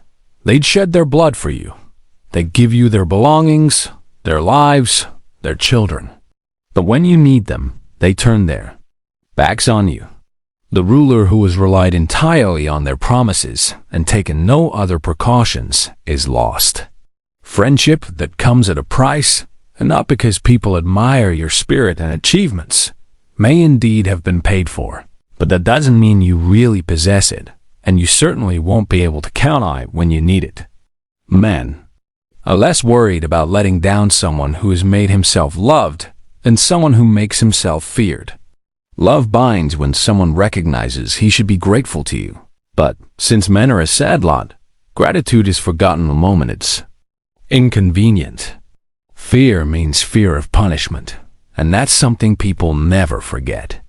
All the same, while a ruler can't expect to inspire love when making himself feared, he must avoid arousing hatred. Actually, being feared is perfectly compatible with not being hated. And a ruler won't be hated if he keeps his hands off his subjects' property and their women. If he really has to have someone executed, he should only do it when he has proper justification and manifest cause. Above all, he mustn't seize other people's property. A man will sooner forget the death of his father than the loss of his inheritance. Of course, there are always reasons for taking people's property, and a ruler who has started to live that way will never be short of pretexts for grabbing more. On the other hand, reasons for executing a man come more rarely and pass more quickly. But when a ruler is leading his army and commanding large numbers of soldiers, then above all he must have no qualms about getting a reputation for cruelty. Otherwise, it will be quite impossible to keep the army united and fit for combat. One of Hannibal's most admirable achievements was that despite leading a huge and decidedly multiracial army, far from home, there was never any dissent among the men or rebellion against their leader, whether in victory or defeat. The only possible explanation for this was Hannibal's tremendous cruelty, which, together with his countless positive qualities, meant that his soldiers always looked up to him with respect and terror. The positive qualities without the cruelty wouldn't have produced the same effect. Historians are just not thinking when they praise him for this achievement, and then condemn him for the cruelty that made it possible. To show that Hannibal's other qualities wouldn't have done the job alone, we can take the case of Scipio, whose army mutinied in Spain. Scipio was an extremely rare commander, not only in his own times, but in the whole of recorded history. But he was too easygoing, and as a result, gave his troops a freedom that was hardly conducive to military discipline. Fabius Maximus condemned him for this in the Senate, claiming that he had corrupted the Roman army. When one of his officers sacked the town of Locri, Scipio again showed leniency. He didn't carry out reprisals on behalf of the townsfolk and failed to punish the officer's presumption, so much so that someone defending Scipio in the Senate remarked that he was one of those many men who don't make mistakes themselves, but find it hard to punish others who do.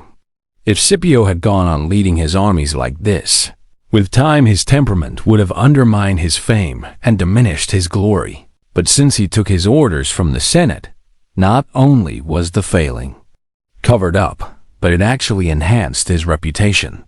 Going back, then, to the question of being feared or loved, my conclusion is that since people decide for themselves whether to love a ruler or not, while it's the ruler who decides whether they're going to fear him, a sensible man will base his power on what he controls, not on what others have freedom to choose. But he must take care, as I said, that people don't come to hate him. Chapter 18. A Ruler and His Promises. Everyone will appreciate how admirable it is for a ruler to keep his word and be honest rather than deceitful. However, in our own times we've had examples of leaders who've done great things without worrying too much about keeping their word. Outwitting opponents with their cunning, these men achieved more than leaders who behaved honestly. The reader should bear in mind that there are two ways of doing battle: using the law and using force. Typically, humans use laws and animals force, but since playing by the law often proves inadequate, it makes sense to resort to force as well. Hence, a ruler must be able to exploit both the man and the beast in himself to the full. In ancient times, writers used fables to teach their leaders this lesson. They tell how Achilles and many other leaders were sent to the centaur, Chiron, to be fed and brought up under his discipline. This story of having a teacher who was half man and half beast obviously meant that a ruler had to be able to draw on both natures. If he had only one, he wouldn't survive. Since a ruler has to be able to act the beast, he should take on the traits of the fox and the lion. The lion can't defend itself against snares, and the fox can't defend itself from wolves. So you have to play the fox to see the snares and the lion to scare off the wolves. A ruler who just plays the lion and forgets the fox doesn't know what he's doing. Hence, a sensible leader cannot and must not keep his word if by doing so he puts himself at risk, and if the reasons that made him give his word in the first place are no longer valid. If all men were good, this would be bad advice. But since they are a sad lot and won't be keeping their promises to you, you hardly need to keep yours to them. Anyway, a ruler will never be short of good reasons to explain away a broken promise. It would be easy to cite any number of examples from modern times to show just how many peace treaties and other commitments have been rendered null and void by rulers not keeping their word. Those best at playing the fox have done better than the others. But you have to know how to disguise your slyness, how to pretend one thing and cover up another. People are so gullible and so caught up with immediate concerns that a con man will always find someone ready to be conned. There's one recent example that really should be mentioned. Pope Alexander VI never did anything but con people. That was all he ever thought about. And he always found people he could con. No one ever gave more convincing promises than Alexander, or swore greater oaths to back them up, and no one ever kept his promises less. Yet his deceptions always worked, because he knew this side of human nature so well. So, a leader doesn't have to possess all the virtuous qualities I've mentioned, but it's absolutely imperative that he seem to possess them. I'll go so far as to say this. If he had those qualities and observed them all the time, he'd be putting himself at risk. It's seeming to be virtuous that helps. As, for example, seeming to be compassionate, loyal, humane, honest, and religious. And you can even be those things, so long as you're always mentally prepared to change as soon as your interests are threatened. What you have to understand is that a ruler, especially a ruler new to power, can't always behave in ways that would make people think a man good, because to stay in power, he's frequently obliged to act against loyalty, against charity, against humanity, and against religion. What matters is that he has the sort of character that can change tack as luck and circumstances demand. And, as I've already said, stick to the good if he can, but know how to be bad when the occasion demands. So a ruler must be extremely careful not to say anything that doesn't appear to be inspired by the 5 virtues listed above. He must seem and sound wholly compassionate, wholly loyal, wholly humane, wholly honest, and wholly religious. There is nothing more important than appearing to be religious. In general, people judge more by appearances than first-hand experience, because everyone gets to see you, but hardly anyone deals with you directly. Everyone sees what you seem to be. Few have experience of who you really are, and those few won't have the courage to stand up to majority opinion underwritten by the authority of state. When they're weighing up what someone has achieved, and this is particularly true with rulers who can't be held to account, people look at the end result. So, if a leader does what it takes to win power and keep it, his methods will always be reckoned honorable and widely praised. The crowd is won over by appearances and final results. And the world is all crowd. The dissenting few find no space so long as the majority have any grounds at all for their opinions. There's a certain king today, I'd better not call him by name, who never stops preaching peace and trust, and is actually sworn enemy to both. And if he had ever practiced, either he would have lost his authority or his kingdom many times over. Chapter 19. Avoiding contempt and hatred. Now that I've discussed the most important of the qualities I listed, I'd like to look at the others more briefly in relation to the principle already mentioned, that a ruler must avoid any behavior that will lead to his being hated or held in contempt. Every time he manages this, he's done what a ruler should and can indulge other bad habits without worrying about the consequences. As I've already said, what most leads to a ruler being hated is seizing and stealing his subjects' property and women that he must not do. As long as you don't deprive them of property or honor, most men will be happy enough, and you'll only have to watch out for the ambitious few who can easily be reined back in various ways. You'll be held in contempt, on the other hand, if you're seen as changeable, superficial, effeminate, fearful, or indecisive. So a ruler must avoid those qualities like so many stumbling blocks and act in such a way that everything he does gives an impression of greatness, spirit, seriousness, and strength. When presiding over disputes between citizens, he should insist that his decision is final and make sure no one imagines they can trick or outwit him. The ruler who projects this impression of himself will be highly thought of, and it's hard to conspire against a man who is well thought of. Then, so long as he has a reputation for excellence and is respected by his people, it will be hard for outside enemies to attack him either. A ruler must guard against two kinds of danger: one internal, coming from his own people; the other external, coming from foreign powers. To defend yourself against foreign powers, you need a good army and good allies. And if you have a good army, you'll always have good allies. And when you're secure against foreign powers, you'll always be secure internally too, assuming there wasn't already a conspiracy underway. Then, even when a foreign power does move against you, if you've lived and organized yourself as I've suggested, you only have to keep your nerve, and you'll survive any and every attack, like the Spartan ruler Nabis in the example I gave earlier. To get back to the internal situation, when there is no threat from outside, a ruler must take care that his subjects don't start conspiring against him. He can guard against this by making sure he isn't hated or despised, and that people are happy with him, all of which is very important, as I've explained at length. In fact, one of the most powerful preventive measures against conspiracies is simply not being hated by a majority of the people. People planning a conspiracy must believe that killing the ruler will be popular. When they realize that, on the contrary, it would be unpopular, they lose heart, because conspiracies are always beset with endless difficulties. Experience shows that for every successful conspiracy, there are any number of failures. A conspirator can't act alone and can look for accomplices only among people he believes are unhappy with the situation.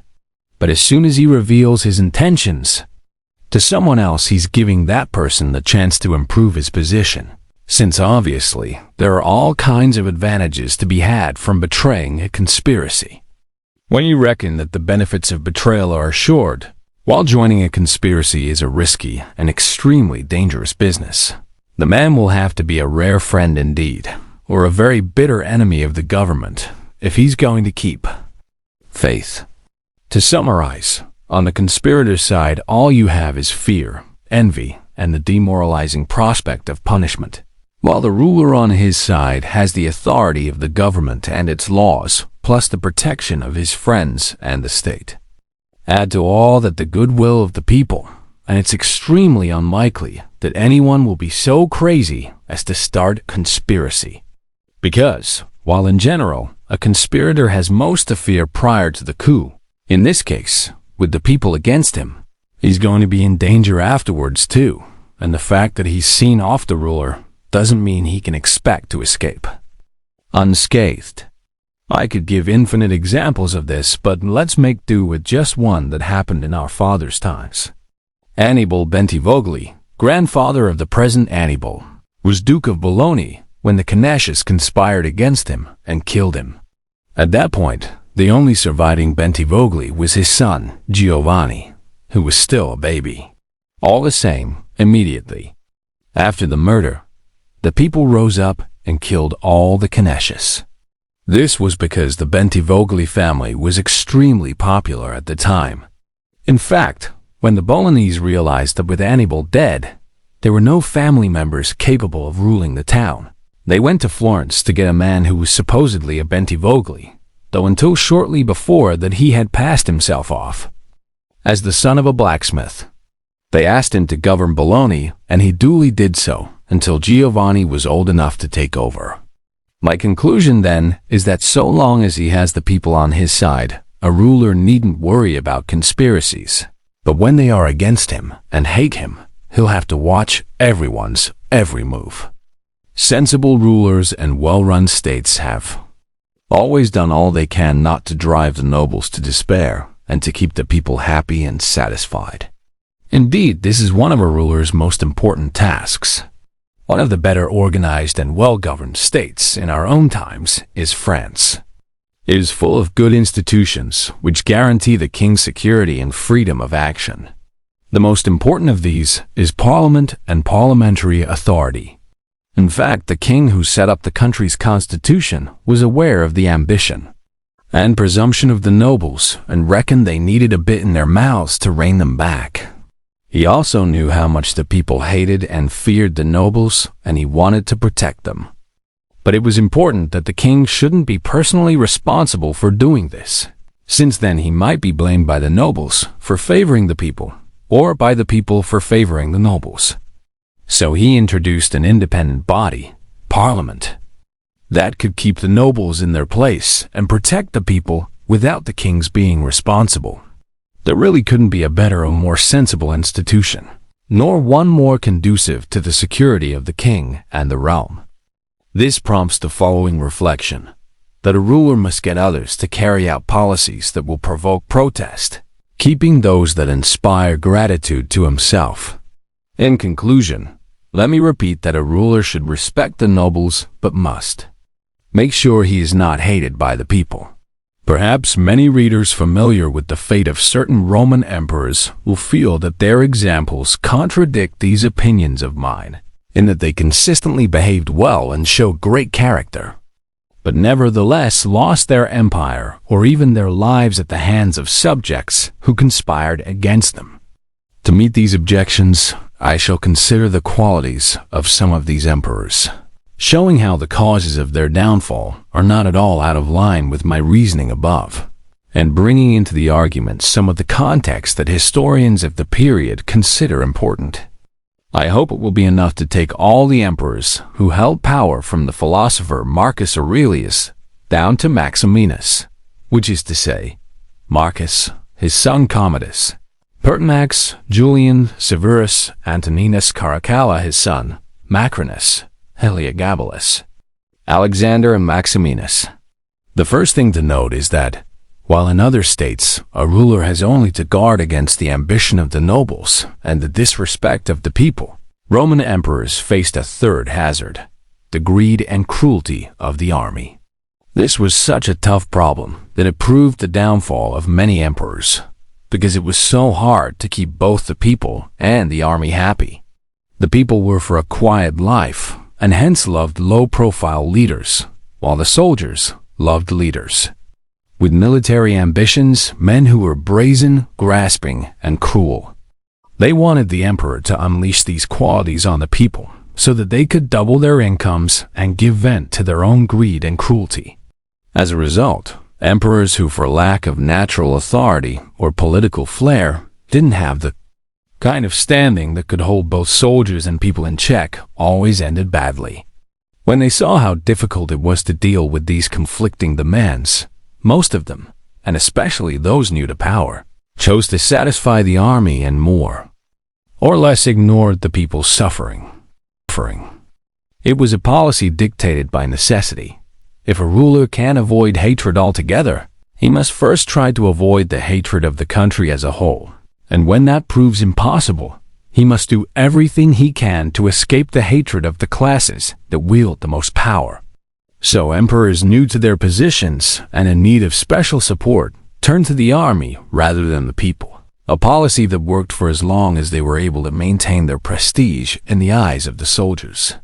This is why, although Marcus, Pertinax, and Alexander were benign, humane men who led unassuming lives, loving justice and hating cruelty, only Marcus managed to avoid a sad end and still commanded respect at his death.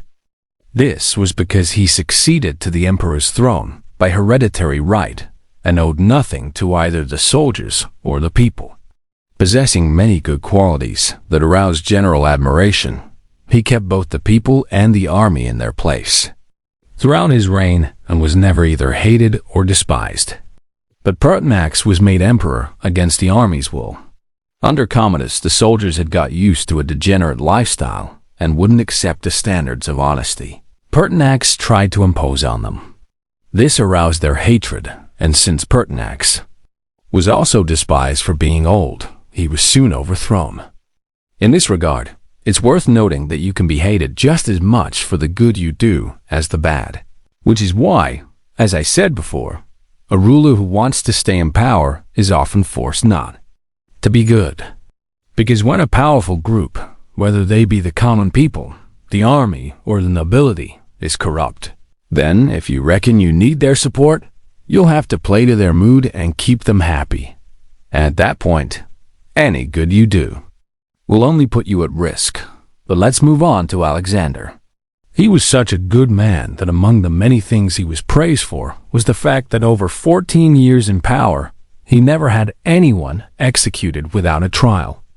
All the same, people despised him. They thought him effeminate and said he let his mother run the show. As a result, the army conspired against him and killed him.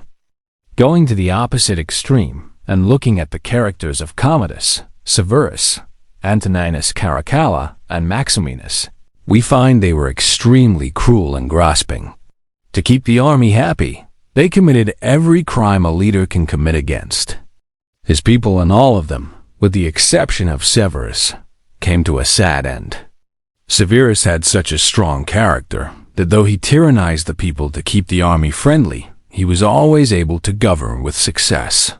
His qualities amazed and awed the people, impressed and pleased the army, so that both groups in their different ways admired him.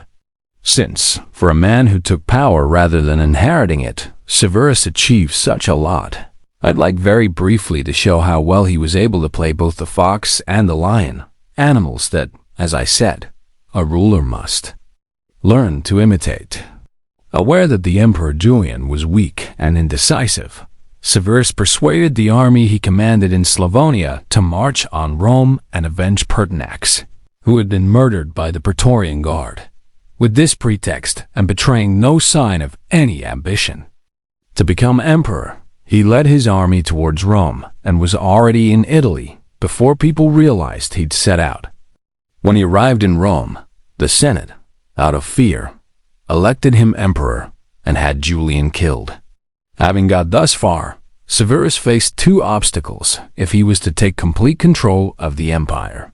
One in Asia, where the commander of the Asian armies, Pescennius Niger, had declared himself emperor, and the other in the west, where Albinus also aspired to become emperor. Deciding it would be dangerous to show he was hostile to both opponents at once, Severus chose to attack Niger and trick Albinus. So he wrote to Albinus in France, saying that now that the Senate had elected him emperor, he wanted to share the honor with him, Albinus. He sent him the title of Caesar and had the Senate vote to make him co-emperor. Albinus was taken in. But as soon as Severus had defeated and killed Niger and got control of the Eastern Empire, he went back to Rome and complained in the Senate that Albinus, far from being grateful for everything Severus had given him, had set a trap to kill him. As a result, he, Severus, would have to go and punish his ingratitude. In fact, he went to France, stripped Albinus of his power, and had him killed. If we look carefully at what Severus did, we find he played both the ferocious lion and the cunning fox very well. He was feared and respected by all parties, and he managed to avoid being hated by the army. It's hardly surprising, then, that, despite being a new arrival, he was able to hold so much power. His enormous reputation always protected him from the hatred people might otherwise have felt as a result of his pillage and violence. Severus's son, Antoninus, was also a man with some excellent qualities. The people thought him remarkable and the army welcomed him. He was a warlike leader, capable of handling every hardship and contemptuous of fine foods and easy living of any kind. So the army loved him. But his cruelty and ferocity were overwhelming and unspeakable, to the extent that, after endless individual murders, he wiped out much of the population of Rome and all the people of Alexandria. At this point, everybody really hated him, and even those close to him began to get nervous, so that in the end he was killed by a centurion while among his soldiers. It's worth noting that assassinations like this, coming as they do when a determined man takes a considered decision, are bound to happen to rulers sometimes, if only because, once a person no longer cares about dying, he's free to strike. That said, a ruler shouldn't be too concerned, because such murders are extremely rare. He must just take care not to do a serious injustice to any of the men he is serving him or keeps beside him to run the state. Antoninus, in fact, had killed the centurion's brother in disgraceful circumstances and was threatening the man himself every day, yet still kept him in his bodyguard. It was the kind of rash behavior that can, and in this case did, lead to disaster. But let's turn to Commodus, who could so easily have held on to the empire. Son of Marcus Aurelius, Commodus came to power by hereditary right.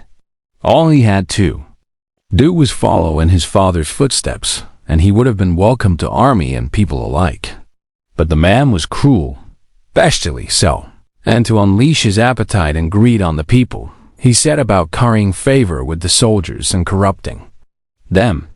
He had no self-respect either, and would often go down to the floor of the amphitheater to fight the gladiators. He did so many things that were sordid and unworthy of an emperor that his soldiers found him contemptible, until, hated by the people and despised by the army, he eventually fell victim to a conspiracy. Which leaves Maximinus. He was a real warmonger. As I said earlier on, the armies had been frustrated with the effeminate Alexander, and when they'd got rid of him, they elected Maximinus in his place. But he didn't last long. Two things led to his being both hated and despised. First, his extremely lowly background. He had been a shepherd in Thrace. Everybody knew it and thought it scandalous. Second, on becoming emperor, he had put off going to Rome for the formal investiture and got himself a reputation for extreme cruelty by ordering his prefects in Rome and all over the empire to carry out numerous atrocities. Universally despised for his low birth, hated and feared for his ferocity, he faced rebellions first in Africa, then in the Senate. The Senate rebellion was supported by the entire population of Rome. Then the whole of Italy conspired against him, until finally his own army got involved. They were laying siege to Aquileia and finding it tough going. They were also fed up with his cruelty, and when they realized how many enemies he had, they became less afraid of the man and killed him. I don't want to talk about Heliogabalus, Macrinus, or Julian, who were all intensely despised and swiftly dispatched. Instead, I'll conclude this discussion with the reflection that contemporary rulers do not have to give the same priority to satisfying the army that the Roman emperors did. True, one does have to pay the army some attention, but the problem is soon resolved, because none of today's rulers has to live with armies that have long experience in the government and administration of the provinces, as the armies of the Roman Empire did. If the emperors had to put their armies before the people, it was because the armies were the more powerful. These days, it is more important for all rulers, with the exceptions of the Turkish and Egyptian sultans, to put the people before the army, because the people are more powerful. I've made an exception of the Turkish leader, because he keeps an army of 12,000 infantry and 15,000 cavalry beside him. Depending on them as he does for the strength and security of his realm, he has to put their goodwill before any other consideration. In the same way, Egypt is entirely at the mercy of its army, and again the Sultan has to satisfy the soldiers before worrying about the people. It's worth noting that Egypt is a unique case. It is similar to the Papal State, which can't be classified as a hereditary monarchy or as a new monarchy. When the old ruler dies, he is not replaced by one of his children, but a new leader is elected by a body vested with this authority. Since the state's institutions are well established, this can hardly be compared with a situation where a new ruler seizes a state, and in fact a pope or Egyptian sultan faces none of the difficulties that a new ruler usually faces, because although he may be new to power, the institutions are old and set up to work on his behalf, as if he were a hereditary king. But let's get back to our discussion. I'm sure that anyone reflecting on what I've said will see that it was hatred or contempt that led to the downfall of these Roman emperors. They will also understand how it was that, while some behaved one way and some another, there were nevertheless successes and failures in both groups. Since they had seized rather than inherited power, it was futile and dangerous for Pertinax and Alexander to try to imitate Marcus Aurelius, who had inherited his position. Similarly, since they didn't have the necessary qualities, it was a fatal mistake for Caracalla, Commodus, and Maximinus to imitate Severus. Though a man who has seized power and is establishing a new monarchy cannot imitate the likes of Marcus Aurelius, that doesn't mean he has to behave like Severus. What he must take from Severus are the policies you need to found a state, and from Marcus, the policies that bring stability and glory once the state is firmly established. Chapter 20. Whether fortresses and other strategies rulers frequently adopt are useful. To hold power more securely, some rulers have disarmed their citizens. Some have kept subject towns divided in factions. Some have encouraged hostility towards themselves. Others have sought to win over those who were initially suspicious of their rise to power. Some have built fortresses. Others have torn them down and destroyed them. And though one can't pass final judgment on these policies without detailed knowledge of the states where such decisions were taken, all the same I shall try to discuss the matter in general terms as far as is possible. No one new to power has ever disarmed his subjects. On the contrary, finding them disarmed, new rulers have always armed them. When you're the one giving people arms, those arms become yours. Men who were potentially hostile become loyal, while those already loyal become your supporters rather than just your subjects. It's true you can't arm everyone, but in favoring some, you can feel safer about the others too. Seeing that they've been preferred, the men you've armed will be under an obligation to you. The others won't be resentful, understanding that the people facing danger for you and binding their lives to yours will inevitably deserve the greater rewards. But when you take arms away from people, then you start to upset them. You show you don't trust them because you're frightened or cagey. Either way, they'll begin to hate you. Then, since you can hardly manage without an army, you'll have to turn to mercenary forces, which will have all the failings I discussed earlier.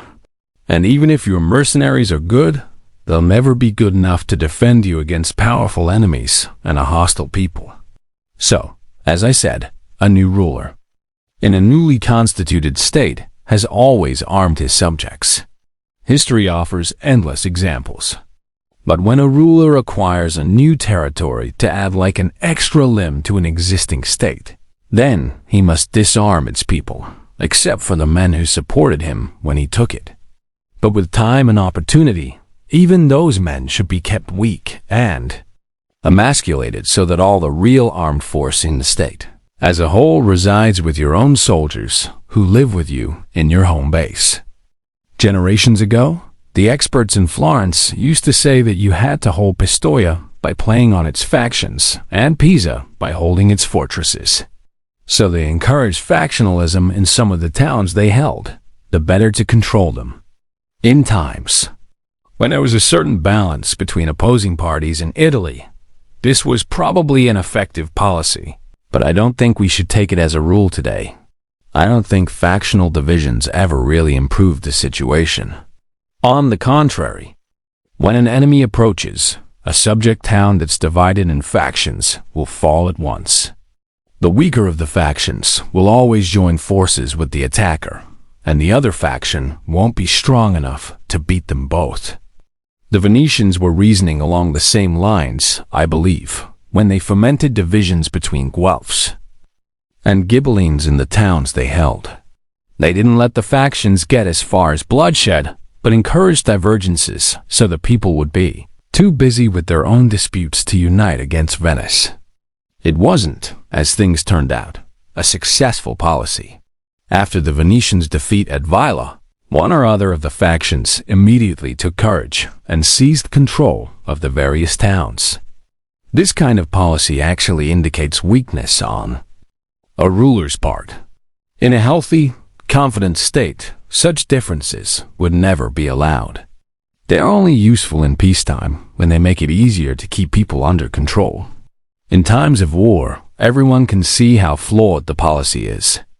There's no doubt that rulers achieve greatness by overcoming the obstacles and enemies they find in their path.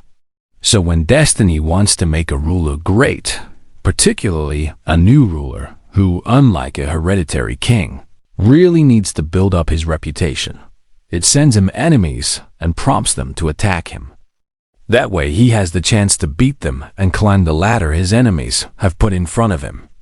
Hence, many people reckon that when the opportunity presents itself, a smart ruler will shrewdly provoke hostility so that he can then increase his reputation by crushing it. Rulers, and especially those new to power, have found that men they initially doubted proved more loyal and useful than those they trusted. Pandolfo Petrucci ran Siena more with the men he had doubted than the others. But it's hard to lay down firm rules here because things vary from case to case. I'll just say this, that a ruler can very easily win over men who opposed him when he came to power, if they are not in a position to support themselves with their own resources. They'll be forced to behave more loyally than others in that. They know they have to work hard to offset the negative impression the ruler initially had of them. So a ruler can always get more out of such men than out of people who feel too safe in his service and don't really make an effort. Since the discussion demands it, I wouldn't like to leave out a reminder to any ruler who has taken a new state with inside help that he must think hard about why the local people who helped him did so. If they didn't act out of natural friendship for the new ruler, but only because the previous government wasn't giving them what they wanted, it will be extremely demanding and difficult to keep their support, because the new ruler won't be able to give them what they want either. Looking carefully at the reasons for this, and drawing on the examples available from ancient and modern history, we find that it is much easier to win over those who were content with the previous government, and hence your enemies, than the men who were not content and so made an alliance with you and helped you take the country. One way rulers have tried to secure their power is by building fortresses to curb and discourage potential aggressors and to offer a safe refuge in case of sudden attack. I approve of this policy, if only because it has been used for centuries. All the same, there is the recent example of Niccolò Machiavelli, who demolished 2 fortresses in Città di Castello in order to hold the town. When Garibaldi retook possession of his lands after Cesare Borgia's occupation, he razed every fortress in the state to the ground, convinced that he'd be less likely to lose it again without them. And when the Bentivoglio family returned to power in Bologna, it did the same thing. So, whether fortresses are useful or not will depend on the circumstances. In one situation, they'll be a help, and in another, they'll be dangerous. We can sum up the reasons for this as follows. The ruler who was more afraid of his people than of foreign enemies must build fortresses. But the ruler who was more afraid of foreign enemies should do without them.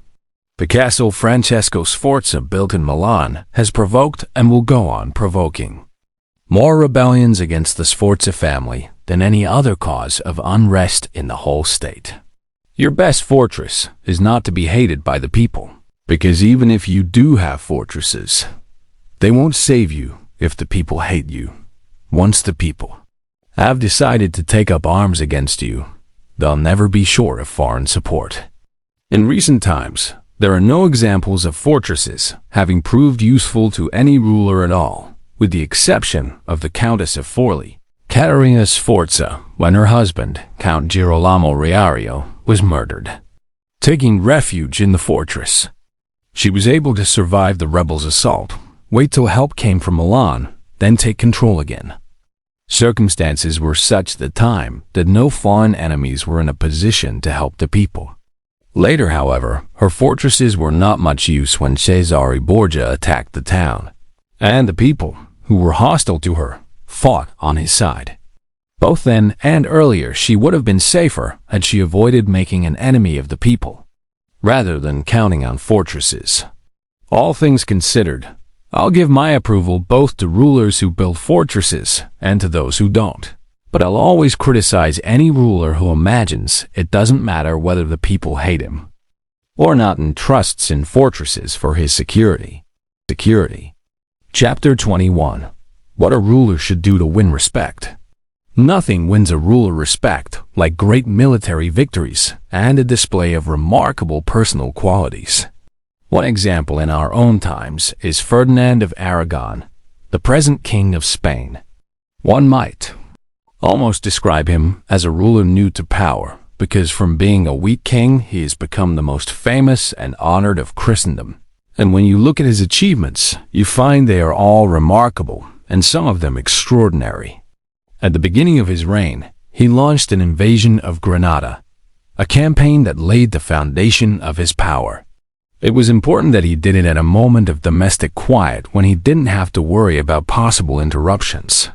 The war then kept the Castilian barons busy so that they didn't start plotting changes inside Spain. Meanwhile, and without their even noticing, Ferdinand's power and reputation were increasing at their expense. Supplying his armies with money from the church and the people, he was able to sustain a long war that allowed him to establish, then consolidate, a military force that would do him proud in the future. After that was done, to ensure the church's support for even larger campaigns, he perpetrated an act of cruelty dressed up as piety, stripping the Marrano Jews of their wealth and expelling them from his kingdom, a move that could hardly have been more distressing or striking. Once again, under cover of religion, he attacked Africa, then moved into Italy, and finally attacked France. So he was always planning and doing great things, keeping his people in a state of suspense and admiration, concentrated as they were on the outcome of his various campaigns. Since each of these came as a consequence of the one before, he never gave the more powerful men in the country any slack time between wars when they could plot against him. A leader can also win acclaim by giving impressive demonstrations of character in his handling of domestic affairs, as Bernabo Visconti did in Milan.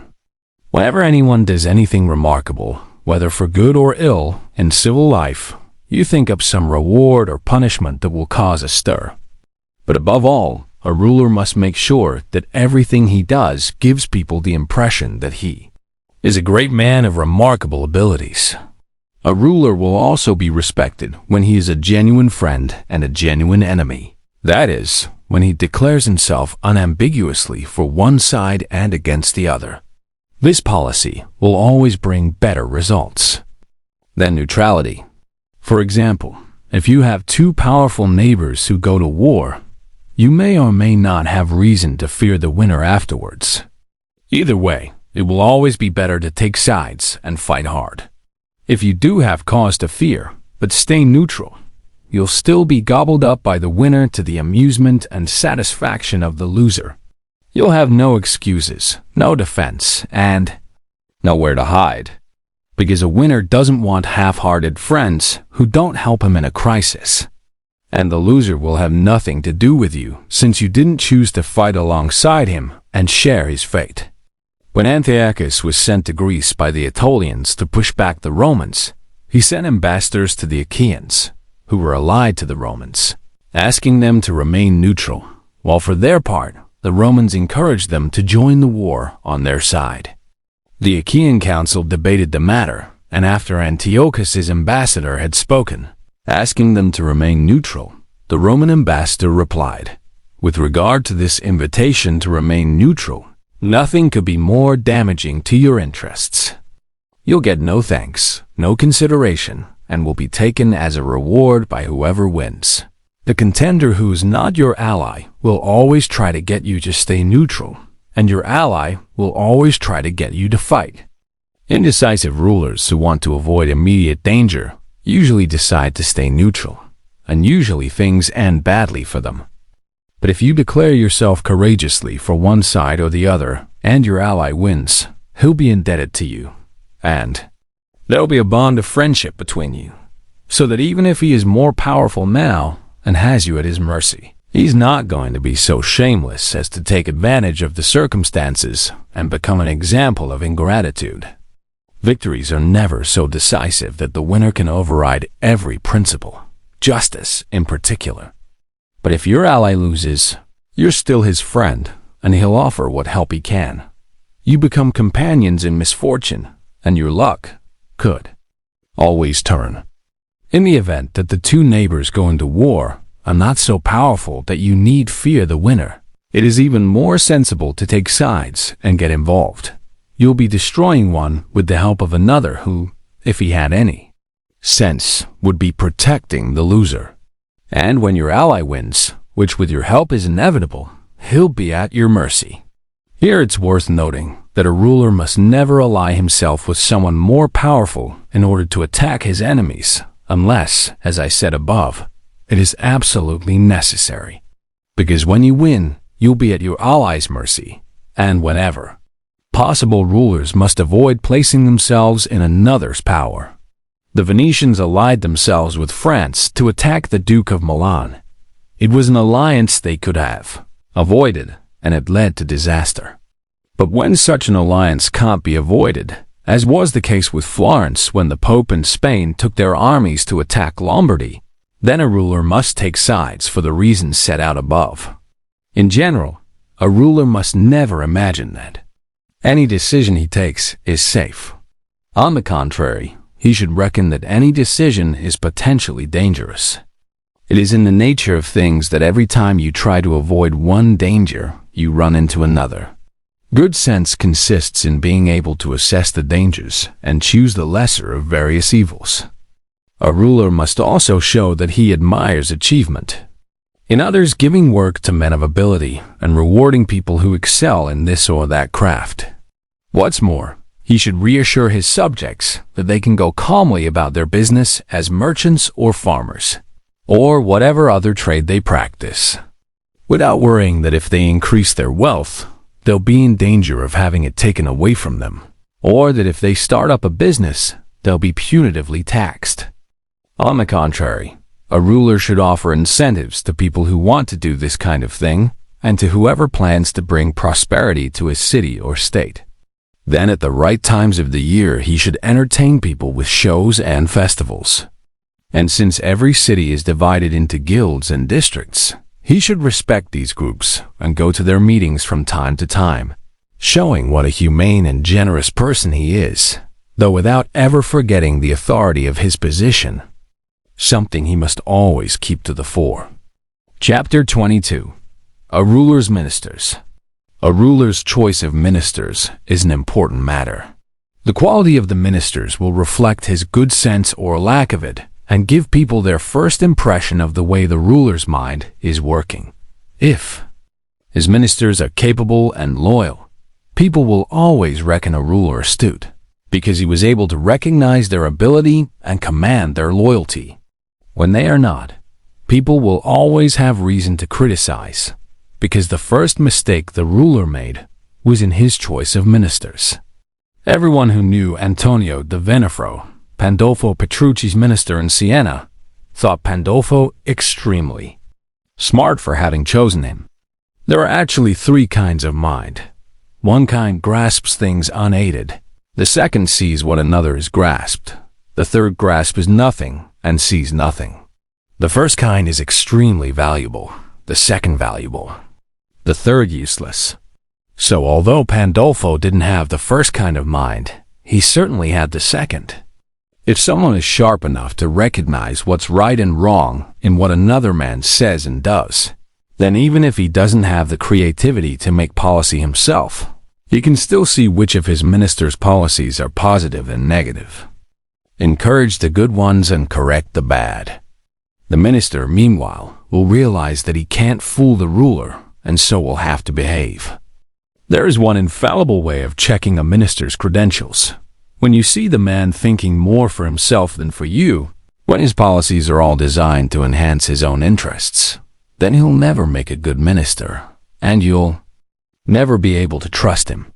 A minister running a state must never think of himself, only of the ruler, and should concentrate exclusively on the ruler's business.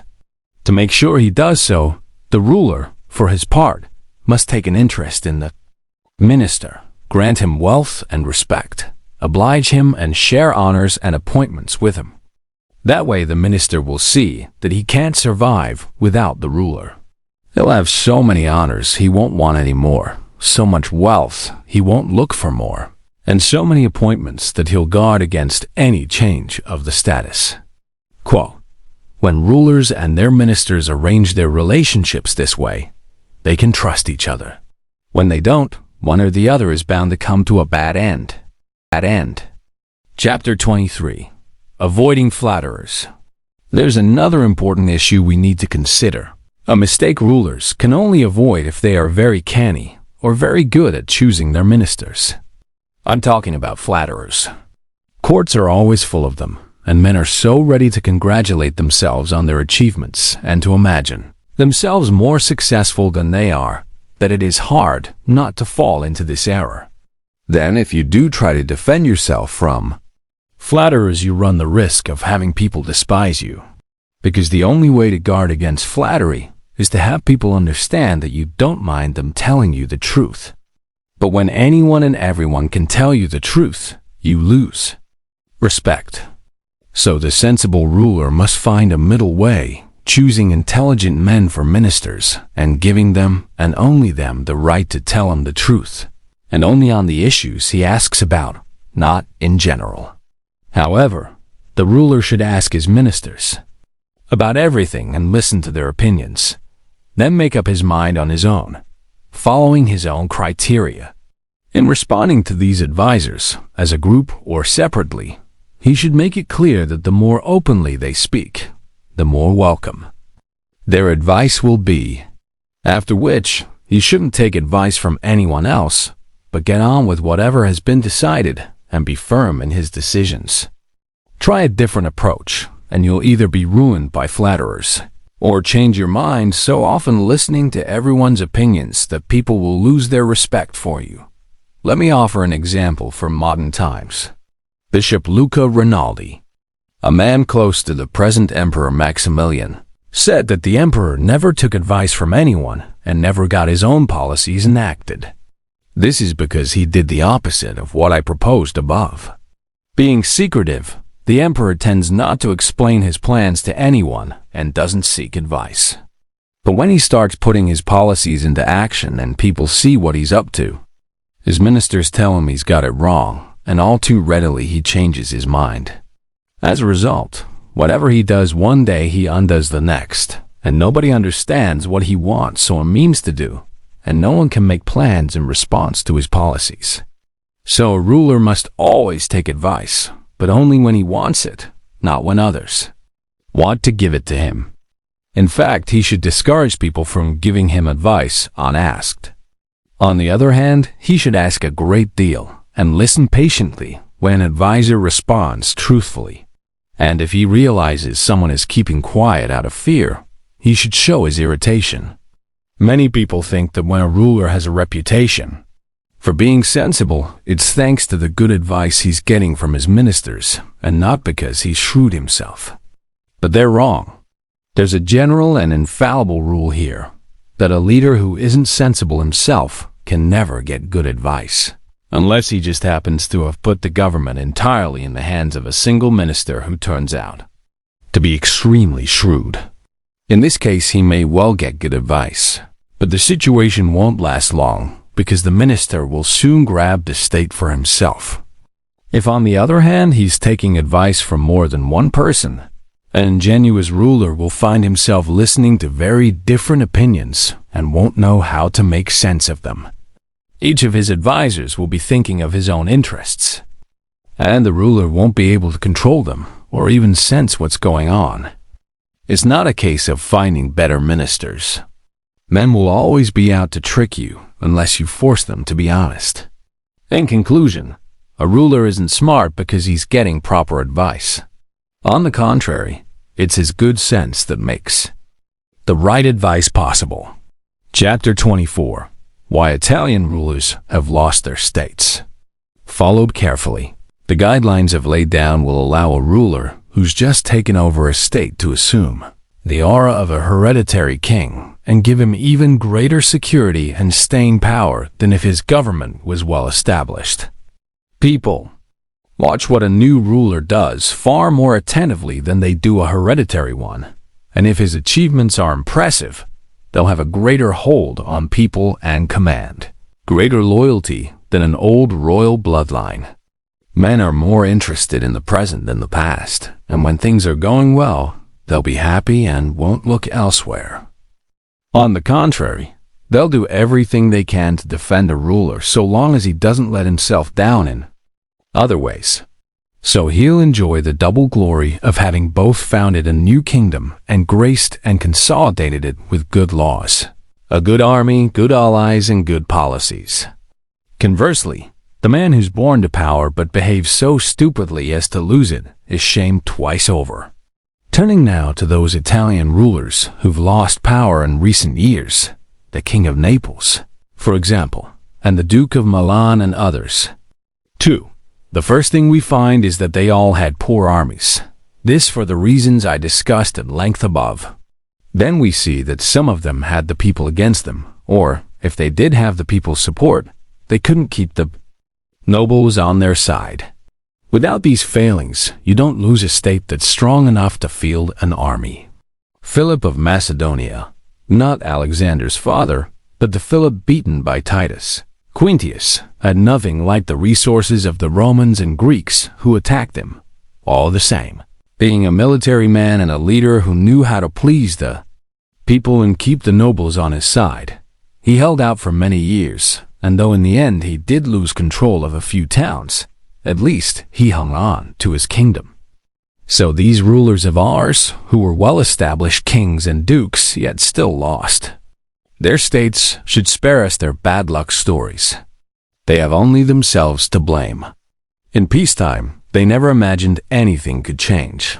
It's a common shortcoming, not to prepare for the storm while the weather is fair, and when trouble struck, their first thought was to run for it, rather than defend themselves.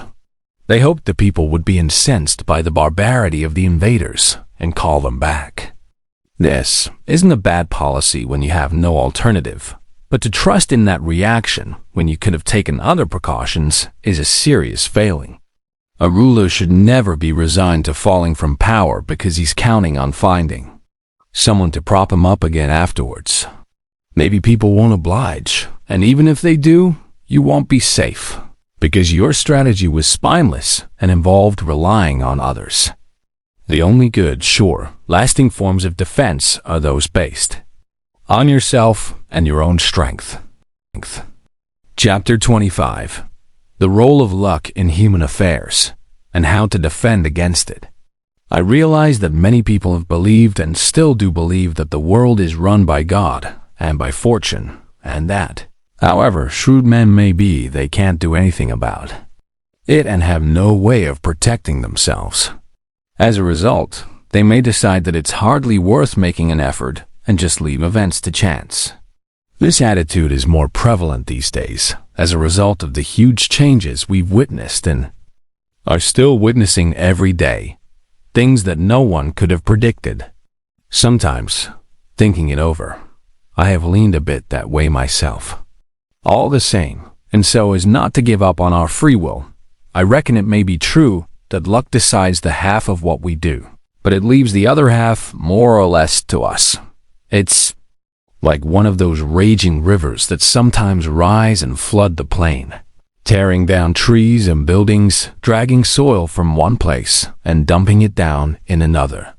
Everybody runs for safety. No one can resist the rush. There's no way you can stop it.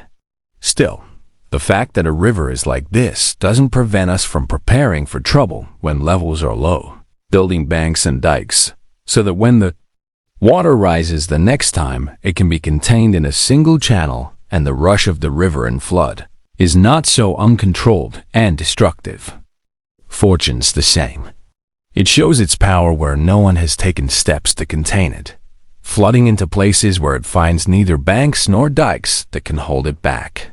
And if you look at Italy, which has been both the scene of revolutionary changes and the agent that set them in motion, you'll see it's a land that has neither banks nor dikes to protect it. Had the country been properly protected, like Germany, Spain, and France, either the flood wouldn't have had such drastic effects, or it wouldn't have happened at all. I think that is all that need be said in general terms about how to deal with the problem of luck. Going into detail though, we've all seen how a ruler may be doing well one day and then lose power the next without any apparent change in his character or qualities.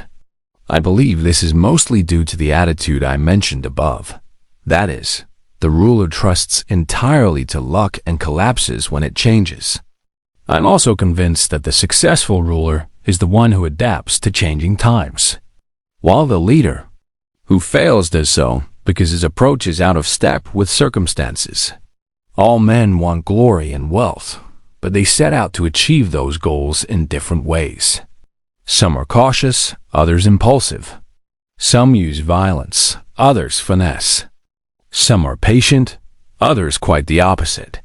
And all these different approaches can be successful. It's also true that two men can both be cautious, but with different results. One is successful and the other fails. Or again, you see two men being equally successful, but with different approaches. One cautious, the other impulsive. This depends entirely on whether their approach suits the circumstances, which in turn is why, as I said, two men with different approaches may both succeed. While, of two with the same approach, one may succeed and the other not. This explains why people's fortunes go up and down.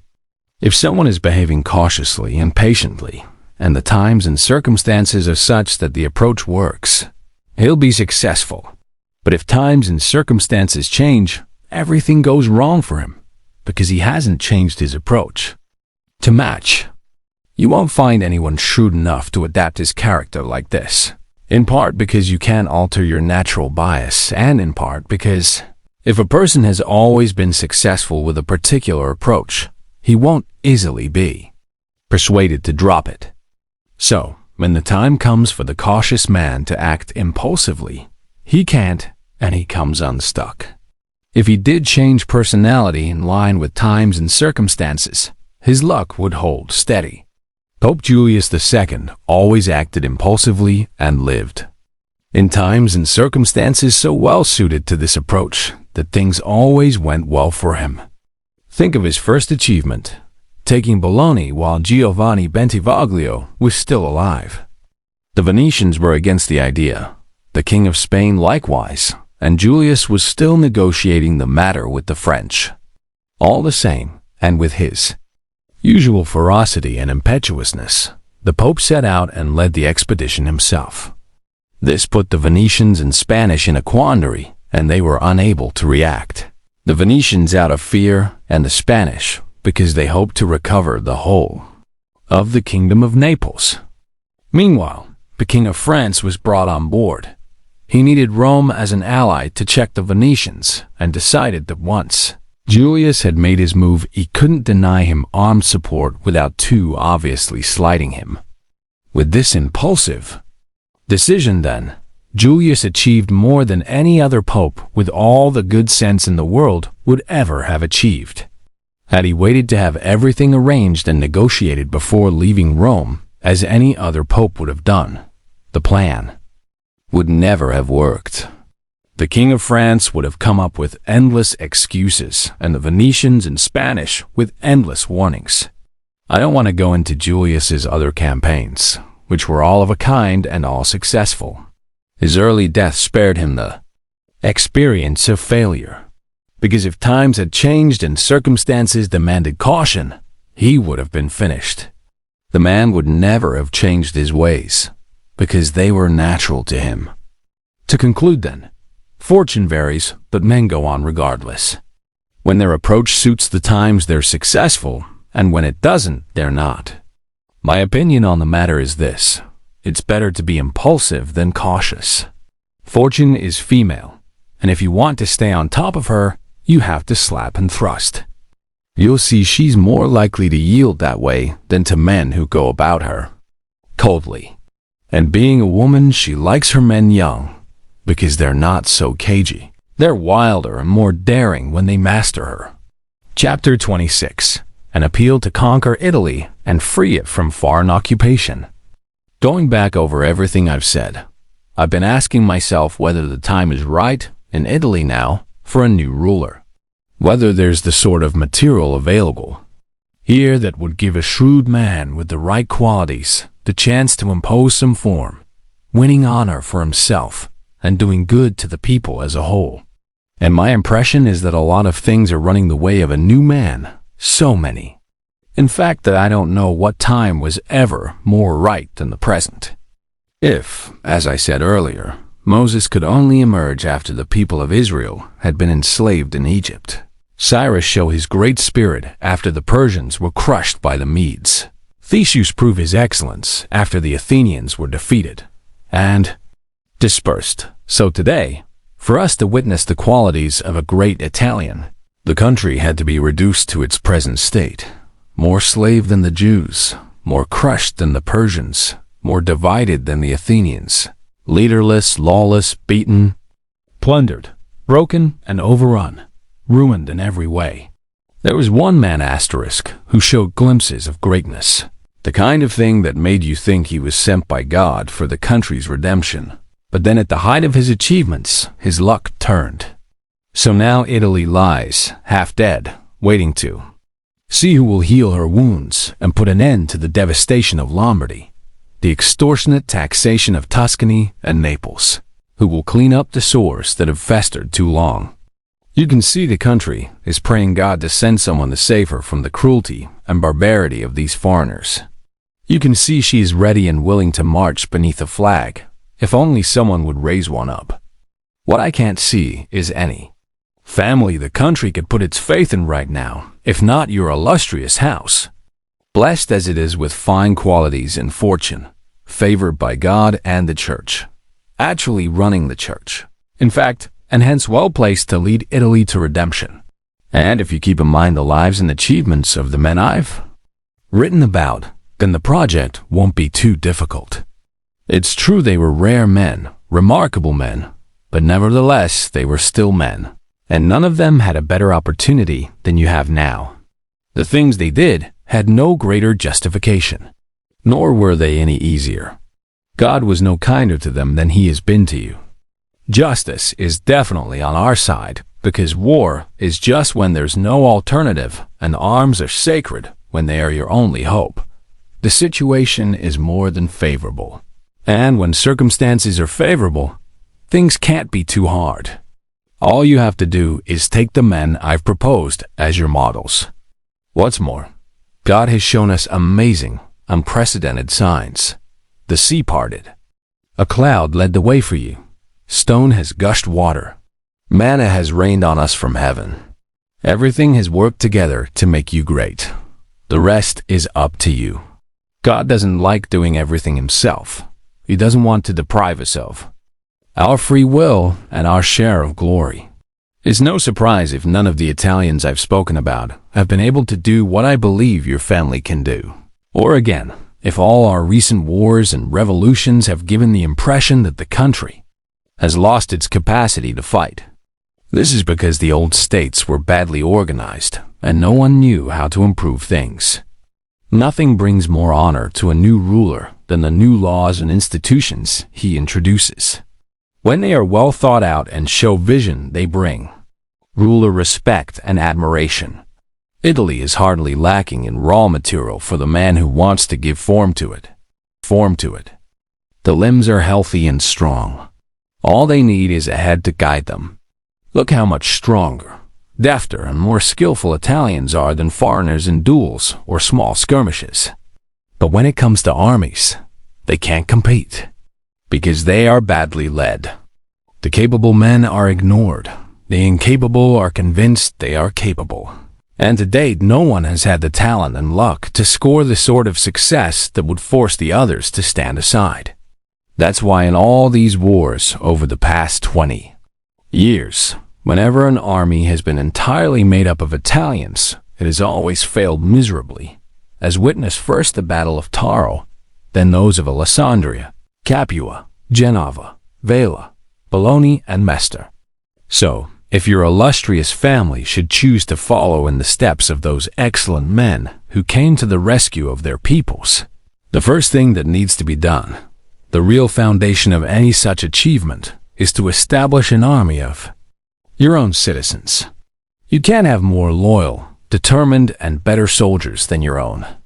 And if each man taken singly is good, when they're all together and find themselves led, fed, and respected by their own ruler, they'll be even better.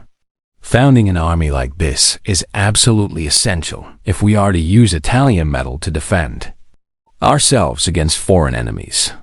It's true that the Swiss and Spanish infantries are thought to be formidable, but both have weak points that would allow a third force not only to face them, but to feel confident of beating them. The Spanish can't stand up to cavalry, and the Swiss are in trouble when they run into infantry as determined as themselves. That's why, as we've seen and will see again, the Spanish can't turn back a French cavalry attack, and the Swiss collapse in front of a Spanish-style infantry. And though we haven't had complete proof of this Swiss vulnerability, we got a glimpse of it at the Battle of Ravenna when the Spanish infantry took on the Germans, who used the same tactics as the Swiss, relying on their agility and their small, round shields. The Spanish got under the German pikes, where, safe themselves, they could strike at will. At this point, the Germans were helpless, and if the cavalry hadn't turned up to push the Spanish back, they'd all have been killed. Knowing the weak points of these two armies, then, it's quite possible to train a new army that could hold back a cavalry attack and wouldn't be unsettled by infantry combat. It's a question of what weapons you have and what new tactics you can invent. These are the kinds of developments that enhance a new ruler's reputation and bring him great prestige. It would be a big mistake, then, after all this time, to pass up the chance of rescuing Italy. Words can't express the loving welcome such a savior would get in all the towns that have suffered from this torrent of foreign invaders. The thirst for revenge, the unswerving trust, the devotion, the tears. What doors would be closed to such a man? Who would refuse to obey him? What envy could stand in his way? What Italian would not bow his knee? Everybody loathes this barbarous occupation. So, may your noble house undertake this duty with the spirit and hope that inspire just causes, so that our country may be glorified under your banner, and under your protection Petrarch's words be fulfilled. Virtue against fury shall take up arms, and the fight be short. For ancient valor is not dead in Italian hearts. Like what you heard? There is a whole library waiting. Hit subscribe and we'll keep the stories coming only on Book Library FM.